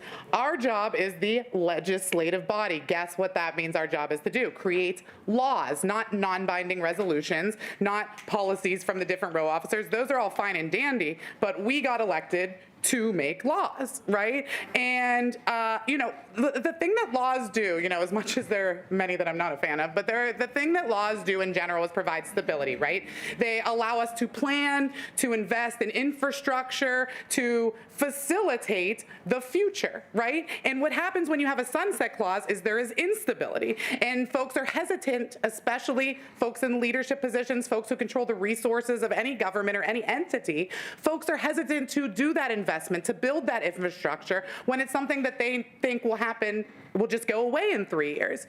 Another point is this form of government, it is so easy for us all to forget, especially now that we have a much younger council. This form of government has only existed for 25 years, meaning the entirety of our entire administrative code has only existed for 25 years. So the concept that how dare we add a whole section, that is literally our job. The drafters of our charter and our administrative code did not intend for it just to stay the way that it was drafted. drafted for forever. It is our job, as circumstances change, as situations change, to make changes as our constituents and as the county see fit. So it is very much within our purview to add entire sections to the administrative code, to amend sections, to delete sections. That is our job. It is given, and is an authority that is given to us from the county charter to do so. If this bill in 3 years or 5 years or 20 years isn't working for the people of Allegheny County, the council at that point will simply amend it or vote to undo it. Why would we go through the effort to create laws that we set an expiration date on? This sets a horrible precedent for all future legislations. They're going to say, well, remember when we did it for that ICE bill? We should do it for this bill too. I don't think we should go through that. We are here now. We should pass laws for now that last until a future legislative body decides to change it. We have had debates. We have had amendments. We have had accountability and oversight. And in order to make sure that none of those efforts go to waste, we should allow us to do our job now and future councils to do their job at future times. This is not chiseled in stone and cannot be changed. If future councils wish to do that, they will absolutely be allowed to. That's why I am against the sunset clause on this bill or literally any bill that we pass ever. I don't want a temporary solution. I want a forever one that folks can plan for and count on and build from. Yeah. Mr. Wadji. Okay. You just made the argument to do the sunshine, or the sunset. I mean, you just said we could come back and amend it later. That's exactly what this is, only this forces us to do it by 2028 in December to do it. What you're talking about. You just made your argument that we should vote yes for this. Nick, I'd just like to clarify, a sunset does not force this council to come back and address it. All it does is expires the bill. Council would have to realize it expired, choose amongst all the other chaoses that are happening in the world that council has to address. Well, I don't feel that would happen. That is, I mean, legally you can ask our solicitor, that's what a sunset clause does. Hey guys, that's enough. That's just what a sunset clause does. Thank you very much, Councilman Palmieri. And I do thank Councilman Bada for his comments and very thorough comments. As a sponsor of the bill, I think it's a big deal that you're considering the sunset provision. It's one that was important to me. It is, I have a number of different amendments that the sunset provision was in. And I arrived at that myself thinking, after a lot of discussion with the municipal leaders in my district, in McCandless, I spoke to the municipal leaders who also agreed that the sunset provision for a legislation that is this extensive, it is different than the McCandless. McCandless was a resolution. I also spoke to Franklin Park, I spoke to Sewickley, I spoke to all of those municipal leaders with the idea of the sunset provision, and they all agreed. One of the municipal leaders from Franklin Park gave me a story, told me a story that after 9/11, he worked for the Department of Homeland Security. And it was about information sharing. And he told me how important information sharing was at that time. And he really did think that there will be a time when that's important again.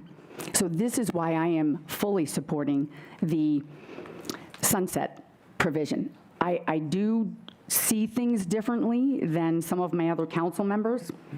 I do not, and I think it's a bit simple to say that it's simple to come back up here on the dais when someone has an idea to change things, or that something that's this extensive, it's that easy to get changed. It isn't. You can see how many times you have had to come, and there's been no obstruction to this bill. It's just the process.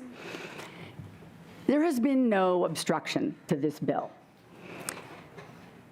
We're all here listening, and we appreciate your comments, but you also know that many of us have received other comments from people that couldn't be here today to oppose the bill, right? So that you know that there are opposing views that we're listening to and taking into consideration. I have to say that probably everyone up here has spoken to people in their district on the phone, pro and con. We're taking our time, we're doing our due diligence. I have to take, I'm sorry, I can't speak.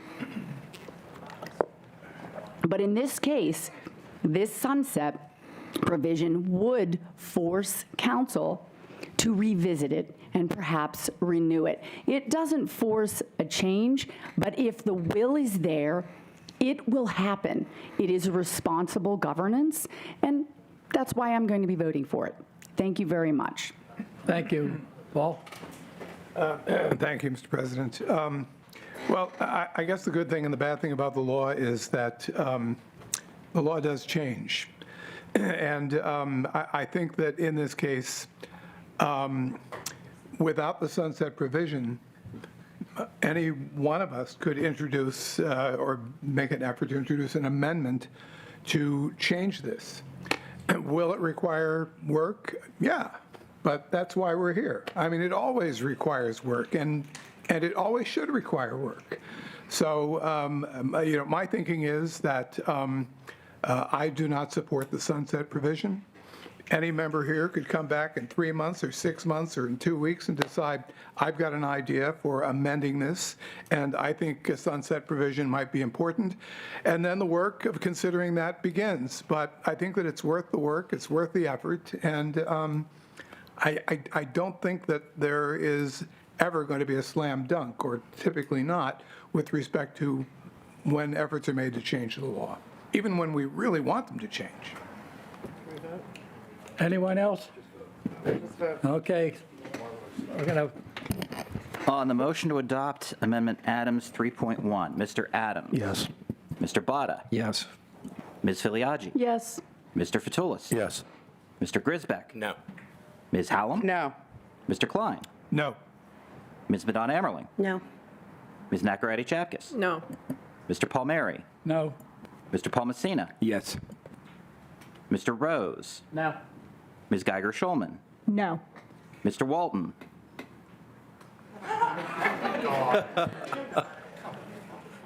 Yes. What did he say? President Katina? No.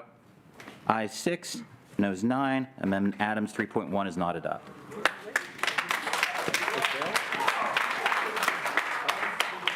Okay. Okay. Okay. We're going to continue this parade now. Please be patient. We'll get to this damn vote yet, please. Filiaggi 2. Filiaggi 2. Which one is this?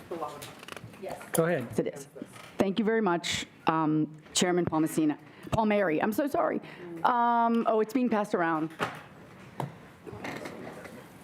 Do you want me to just talk about it? Start. Okay. So this, if I may, Chairman Palmieri, ahead. yes. This is simply what it is. There is no changes. There are no changes. There's not even a sunset in this bill. What it does, as a lawyer, I appreciate when legal eyes are on a piece of legislation. And I went through this again with my county leaders. All this does, it does not infringe upon the bill in any other way, but it does add a provision, 1301.5, which has anyone, when there is ever an issue, the Allegheny County Law Department shall be notified of the receipt of all requests or demands for cooperation to which the terms of this article apply.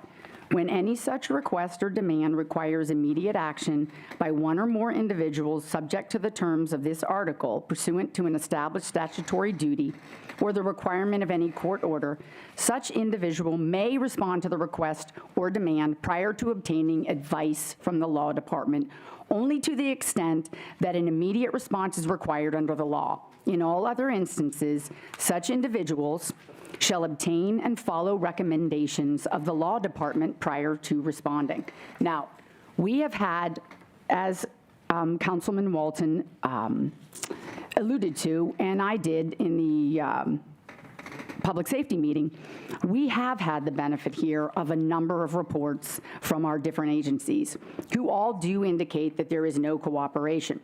But we've also had a very thorough report from our county executive and the law department as well.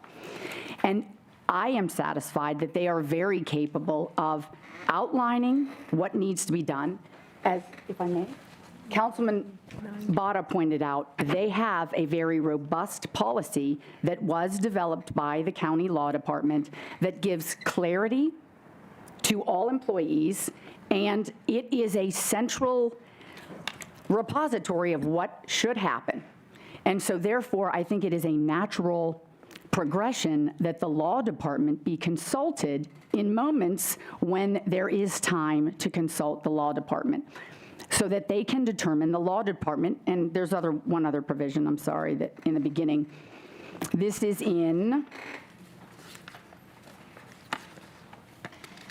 not the definition section, it is in 1301.03, the citizenship and status notification. So in the area of provision C, immigration enforcement, number 6, unless presented with a valid and properly issued judicial warrant, no county agency or official or employee shall, without first obtaining advice from the county law department regarding the applicability of this article to the request or demand pursuant. And the reason this is important is because it does protect our county employees, which we do have to consider. We have 7,000 employees. And it protects them from possibly making a mistake that could cost them their jobs or get them in trouble with some sort of federal law that does override this. It is a check and balance. It is not an attempt to subvert the intention of the bill. It is just a check and balance. So I guess I'm making that motion? Is that what I do? Well, we're discussing. I'm sorry, we already did that. You're right. I'll be glad to let you make the motion if we can get on with it, but we got to. Thank you. That's all. Yes, so again, a kind of similar answer for the last one is, again, I am very appreciative of our county executive's efforts around this. I think her policy is dope. Again, as someone who has been on this council for 6 years now and has lived now through 2 county executives, I can never imagine in a million years getting a policy like that from our previous county executive. So I'm really, really excited that we have someone who prioritizes the safety of our neighbors. My biggest problem with this is that we did not elect the law department. Okay, nobody voted for the law department, and so the fact that this basically allows an opinion from the law department to override the rest of the bill really gives me pause, because again, I can foresee future law departments, just as I can definitely foresee past law departments, who would be like, oh no, go ahead, do everything. Everything's cool, cooperate with ICE, even though this bill very specifically says that is not the intention of the legislative body. And so that's the reason that I'm a hard no on this, is again, it specifically says you, in all other incidents, such individuals shall obtain and follow the recommendations of the law department prior to responding, as opposed to they will follow the law, as opposed to they will follow very clear directives that the administration will be able to give them absent this amendment. I think it just adds confusion. And again, I think it gives way too much power to an unelected law department that we might love today, but we have no idea what will look like in the future. So that's why I'm a no on this. Thank you. As I said previously, I don't believe that those ICE agents are going to give a damn on whether we pass this ordinance or not. That's what I believe. But notwithstanding that, and as a result, but I do believe that while I think this ordinance is fundamentally worthless, I do believe that if it is adopted, that the mandate that folks go to utilize the law department is critical. We need to utilize those resources that we have at our disposal, and it should be part of the legislation. And as a clapback to my colleague, if we don't need to look at a legal opinion from an unelected law department, hell, we listen to some bullshit from our solicitor. He ain't elected.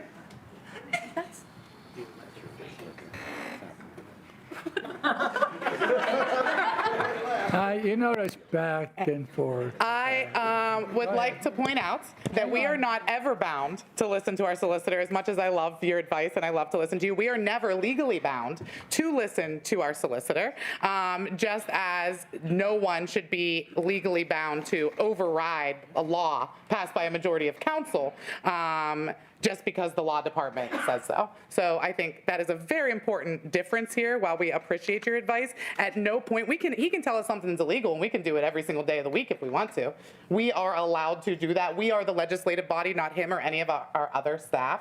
And so I think that's a very, very key difference here, and we should not be letting unelected people dictate what we do ever, whether it's our solicitor or the county law department. Ms. Bellagio? Thank you very much. And in response to actually a council person as well, this doesn't make it mandatory that they follow the advice. It just asks them to pause. That's not what it says. I'm sorry, Councilmember Filiaggi. The very last line says, in all other instances, such individuals shall obtain and follow. Shall means must. Yes. Shall is not optional. Shall is mandatory, correct. But it isn't. This is a pause. This is a pause. Shall is mandatory. Okay, I withdraw that. It doesn't in the first section. So I'm sorry I don't know my own bill, but this is still a moment of pause. No. I thought you said that. I don't agree with the comments that this is going to be some overriding ogre of the law department in some day. At some point, we have to trust the people that we have hired and that we have approved. And these are county employees that we have vetted and that they represent us. And in the absence, they do represent the county. And in that case, I feel trusting the law department and their legal. We have lawyers in this room who have been giving us, and I'm a lawyer as well. Oh, you're not a lawyer? Okay, well, some of you are. Well, he raised his hand. They're in law school. And the lawyers, it's not kill all the lawyers, it is consult the lawyers. And I think this is just an attempt to get on the right page. Thank you. Thank you. On the motion. Now, are you calling the motion? All right, motion's called. Roll call, please. We actually do not have a second for Ms. Filiaggi's motion to adopt. Second. Thank you. Okay. Motion and second. On the motion to adopt Amendment Filiaggi 2, Mr. Adams. Yes. Mr. Botta. No. Ms. Filiaggi. Yes. Mr. Fatulis. Sure. Mr. Grisbeck. No. Ms. Hallam. No. Mr. Klein. No. Ms. Madonna Emmerling. No. Ms. Nacarati Chapkus. No. Mr. Palmieri. No. Mr. Paul Messina. Yes. Mr. Rose. Ms. Geiger-Schulman. No. Mr. Walton. Yes. President Katina. No. I apologize, that was a no? That was a no. No. Thank you. Ayes 5, noes 10. The amendment is not adopted. Jared, at this time, I'm willing to concede the rest of the Adams amendments at this time. Understood? We Thank you. obviously don't have the vote. My intention was to get the amendments out there to show my support for the groups that I wanted to show support for, the ultimate elected officials that I believe in their policies and what they had put forth, and is the intent of where that was going, and the sunset based on what I thought was going on at the national level. So those are out there, but I do concede at this time for the rest. Thank you. Palmieri? Yes? I would also withdraw or concede the rest of ours. I think my intention as well was the people that I talked to said, if you're not for this, then why don't you make some amendments and why don't you show them that you are involved? And that's what we did. We came from a genuine place, and that's what we did. But we can see where this is going, and we don't need another exercise in futility. So thanks for the opportunity. I'd like to move to vote Yes, I would on the second bill that. as presented.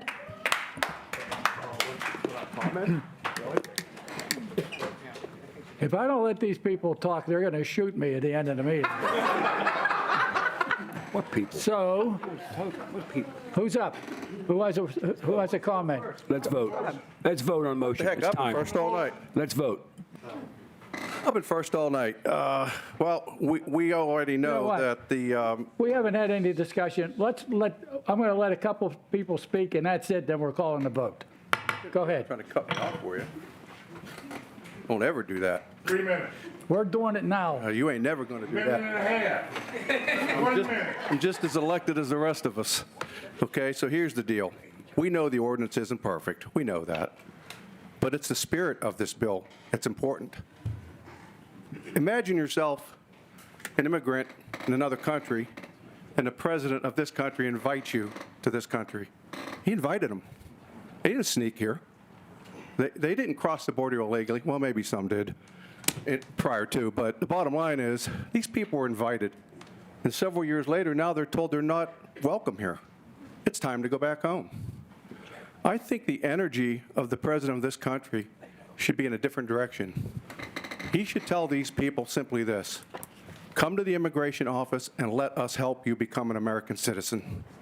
Why are we chasing them and trying to kick them out of this country? Welcome them. That's it. And we'll close the borders till we level out what we're doing here as far as immigration, because it's been a law since 1790, and every country in this world has immigration laws that we have to abide by. So the bottom line is, in my heart, I had Jose Flores from Oakmont taken when he was getting his daughter ready for school.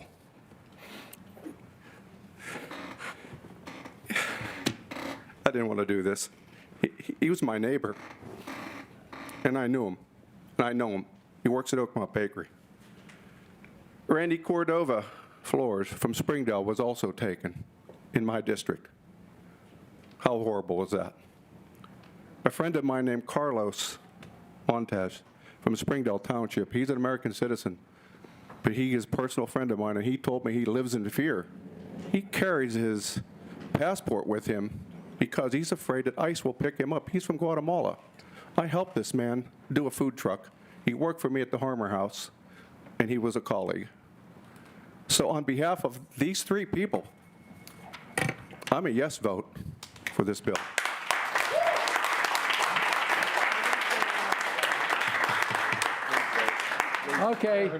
Okay, guys. Behave yourselves now, please. Okay. Chairman? Yes. Since we're about to go to a vote, look. As I said 10, 12 minutes ago, I knew that this ordinance was going to pass. There wasn't a doubt about that. But the reality of that is not lost on me. Two of my heroes, the Reverend Dr. Martin Luther King, and I said this to Jordan Bottom a couple weeks ago. The measure of a man is not where he stands during a time of calm and convenience, but the real measure of a man is where he stands during crisis and controversy. I want to go further to say that another one of my heroes, Malcolm X, said, "I don't have permanent friends, I don't have permanent enemies, I have permanent issues." And so, look, I'll try to be respectful to most folks, but what I believe in, I don't give a damn if everybody disagree with. I'm going to stand up for what I believe to be principled, honorable, and right. What is going on is a political episode by Donald J. Trump and that ilk. And whether it was, and you can follow it. He's not going to do this shit in the Salinas Valley. He's not going to do this in outside Phoenix, where they can't operate agriculture without immigrants. They're not going to do it. But the bottom line is, this is a political exercise to manipulate people and to try to maintain power. We have to vote, because I'm telling you, ICE ain't going away, even though we passed this. We know. Even this passed, they're not going away. They're going to keep doing what they're doing. And then what's going to happen?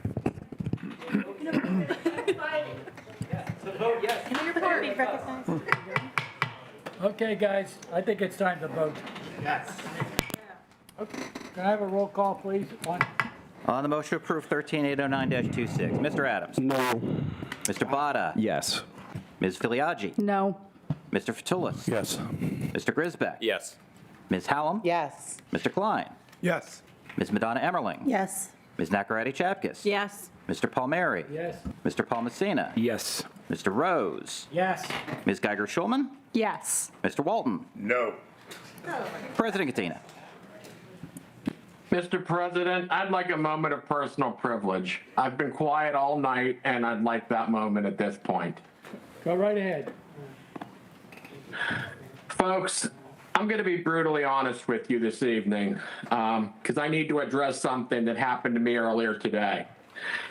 Honestly, I don't know where to begin, but it should outrage basically everyone in this room and across this country. Today, I received a death threat, not against me, but against my child. Let me say this again so there's no misunderstanding. Someone threatened the life of a local elected official and my child over this vote tonight. This is not activism. This is not political protest. That is pure intimidation, and it's totally unacceptable. I entered public service because I believe government should make people's lives better. I believe in debate. I've encouraged debate in the past. I believe in all of you coming out and people standing up for what they believe is right.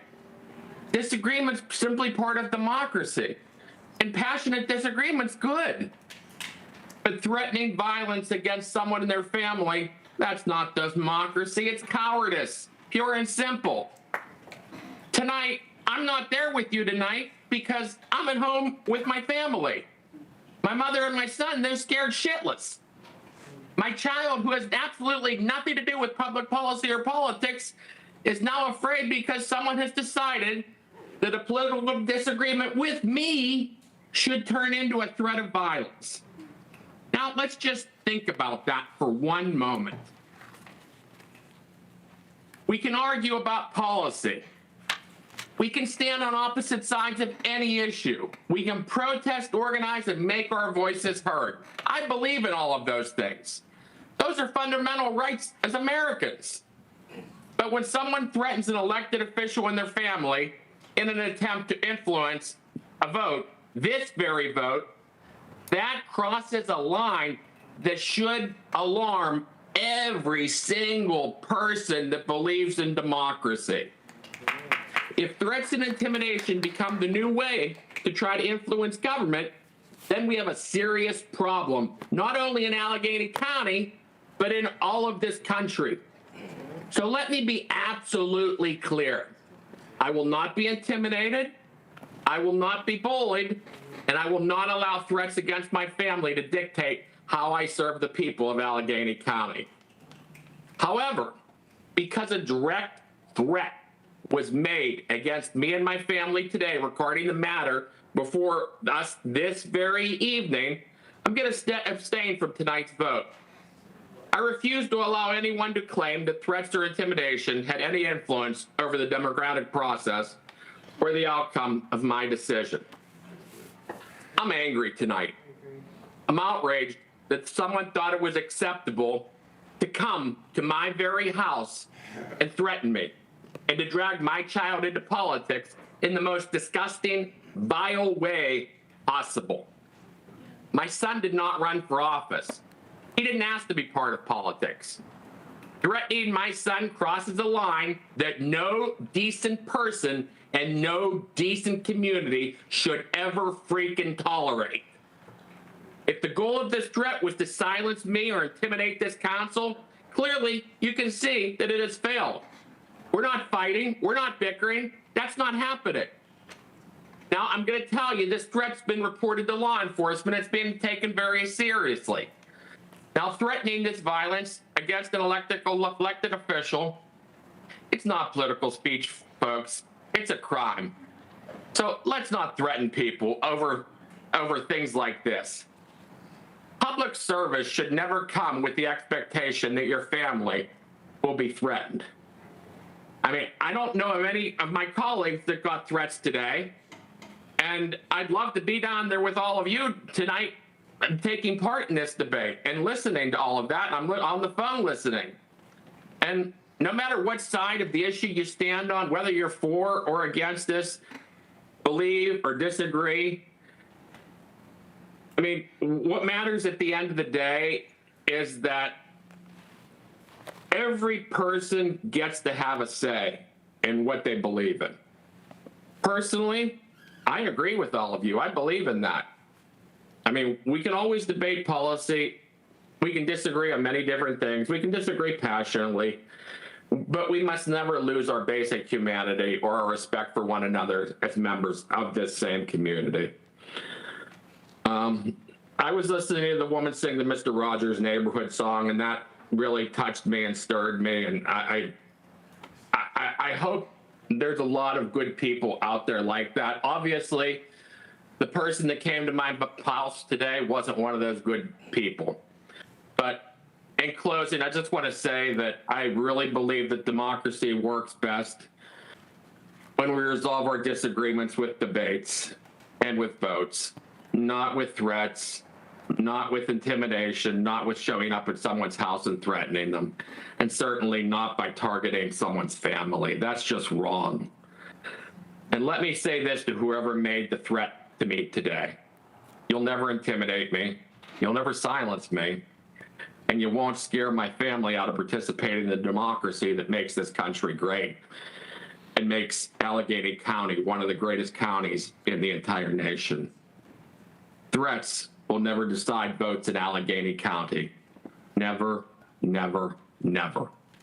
Thank you, Mr. Chairman. Motion to adjourn. Thank you. We got more on the agenda. Jared, will you please read the final vote tally? I have no choice. On the motion to approve the bill, ayes 11, noes 3, with 1 abstention, the bill passes. Okay.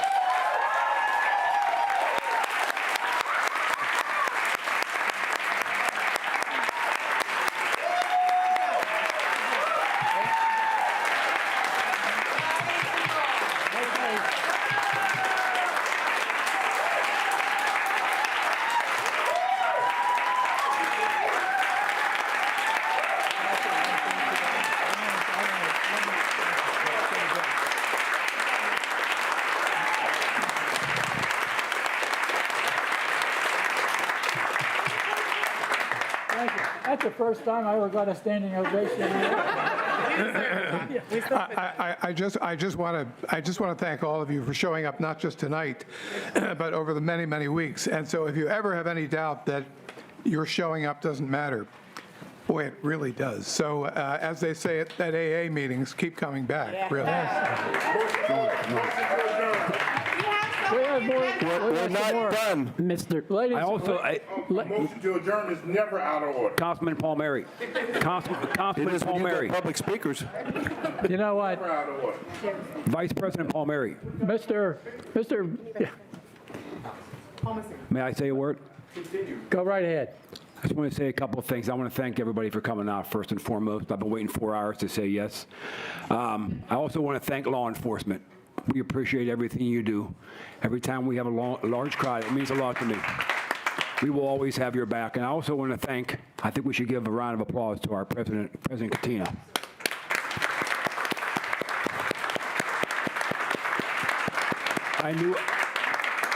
I knew about the threat. I talked to him earlier this morning. He had some tough decisions to make, but in the end, it was about his family, and I think he did the right thing. And as you can tell in his voice, he cares. So I am honored to have him as our president. Thank you very much. Thank you. Ladies and gentlemen, I just want to comment. You have a lot of good speakers. A lot of you were eloquent. You made your point very succinctly. You didn't waste any time, thank God. And you know what? Because of Pat tonight and his trouble, I wound up in this seat. And I want to tell you, all day long, all I kept thinking was, oh my God, how did this happen? But you know what? I'm proud to serve the people of Allegheny County, and I was really proud tonight to be your chairman tonight. Thank you so very much, and go home and be safe. Mr. President. Mr. President. Okay, that's right. We got to finish this agenda. Anybody have a liaison report? I just want to announce that the next Board of Elections meeting is Friday, March 13th, and we will be certifying the results of the special election in House District 42. So if anybody wants to come, it's at 10 a.m. on Friday the 13th. All right, under new business. Mr. President. Hang on, guys. We have one more thing to do here. No, I'd like everyone to drive safe out there. No, Mr. President, would it be in order for me to make a motion that this council formally states its support for our president and condemns the cowardly and criminal threats made against him and his family and directs a letter to be written up to that effect and delivered to the president? I'll no second problem. that. That'll be fine. Yes. Yeah. Is that all right? Yes. Absolutely. We'll do that. Cool. Now, new business. 13879-26. A resolution of the County of Allegheny, Commonwealth of Pennsylvania, urging the Pennsylvania General Assembly to invest in strategically proven community-led violence prevention programs in order to protect lives, strengthen neighborhoods, and deliver measurable economic returns for taxpayers across the Commonwealth. Sponsored by Council Members Grisbeck, Katina, Rose, Botta, Hallam, Madonna Emmerling, and Klein. And as I understand, Mr. Grisbeck, you would like to ask for a waiver for the second reading of on this bill? That's correct. I'll second that. Opposed? Send to committee. We got a motion and a second on the floor. Send to committee. We have a motion for the waiver. We need to vote for the waiver? Roll call. On the motion to waive the second reading for Bill 13879-26, Mr. Adams? No. Mr. Botta? Yes. Ms. Filiaggi? Yes. Mr. Fatulis? Yes. Mr. Grisbeck? Yes. Ms. Hallam? Yes. Mr. Klein? Yes. Ms. Madonna Emmerling? Yes.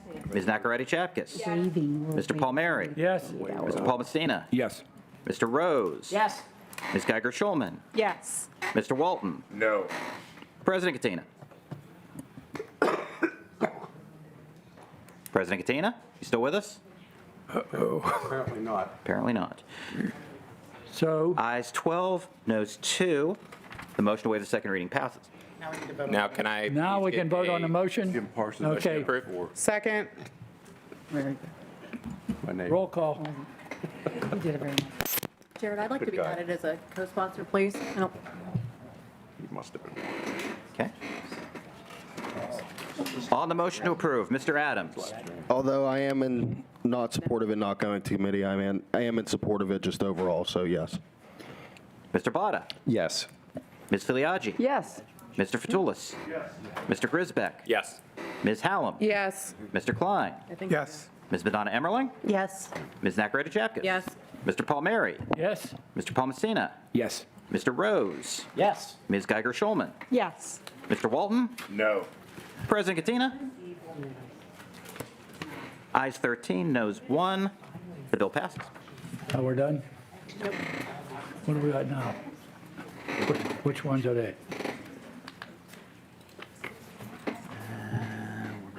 Here. 13880-26. An ordinance of the County of Allegheny, Commonwealth of Pennsylvania, to allow King Street Productions Incorporated to use certain county-owned real and personal property in connection with filming a television series, sponsored by the Chief Executive. That's going to go to Committee on Parks. 13881-26. An ordinance of the Council of the County of Allegheny ratifying amendments to Section 2105.21, Coke ovens and Coke oven gas, the Allegheny County Health Department Rules and Regulations, Article 21, Air Pollution Control, sponsored by the Chief Executive. That's going to Committee on Parks. I apologize, that's Health, correct? Wait a minute. I'm sorry. I'm sorry. Committee on Health. Hey, it's been a long night. That's going to go to the Committee on Health and Human Services. New business motions? Any? We're done? Notion on contracts? That's Bill 13871-26, communication summarizing approved executive actions for the month of February 2026. Motion to receive and file? So moved. Second. All in favor? Aye. Any noes? No. All right, now, Mr. Walton, we still got one more. I have two, Chad Ringblom, Jacob Poole. They're not, Mr. Vice President, I would also recommend for the members who wish to talk to anybody in the audience, they go out there. The sheriffs have been instructed to keep the dais clear. yeah, Fine. thank you. Okay. Motion to adjourn. Motion and a second. All those in favor? Aye. The noes? Yeah, all right, we're done. Thank you very much.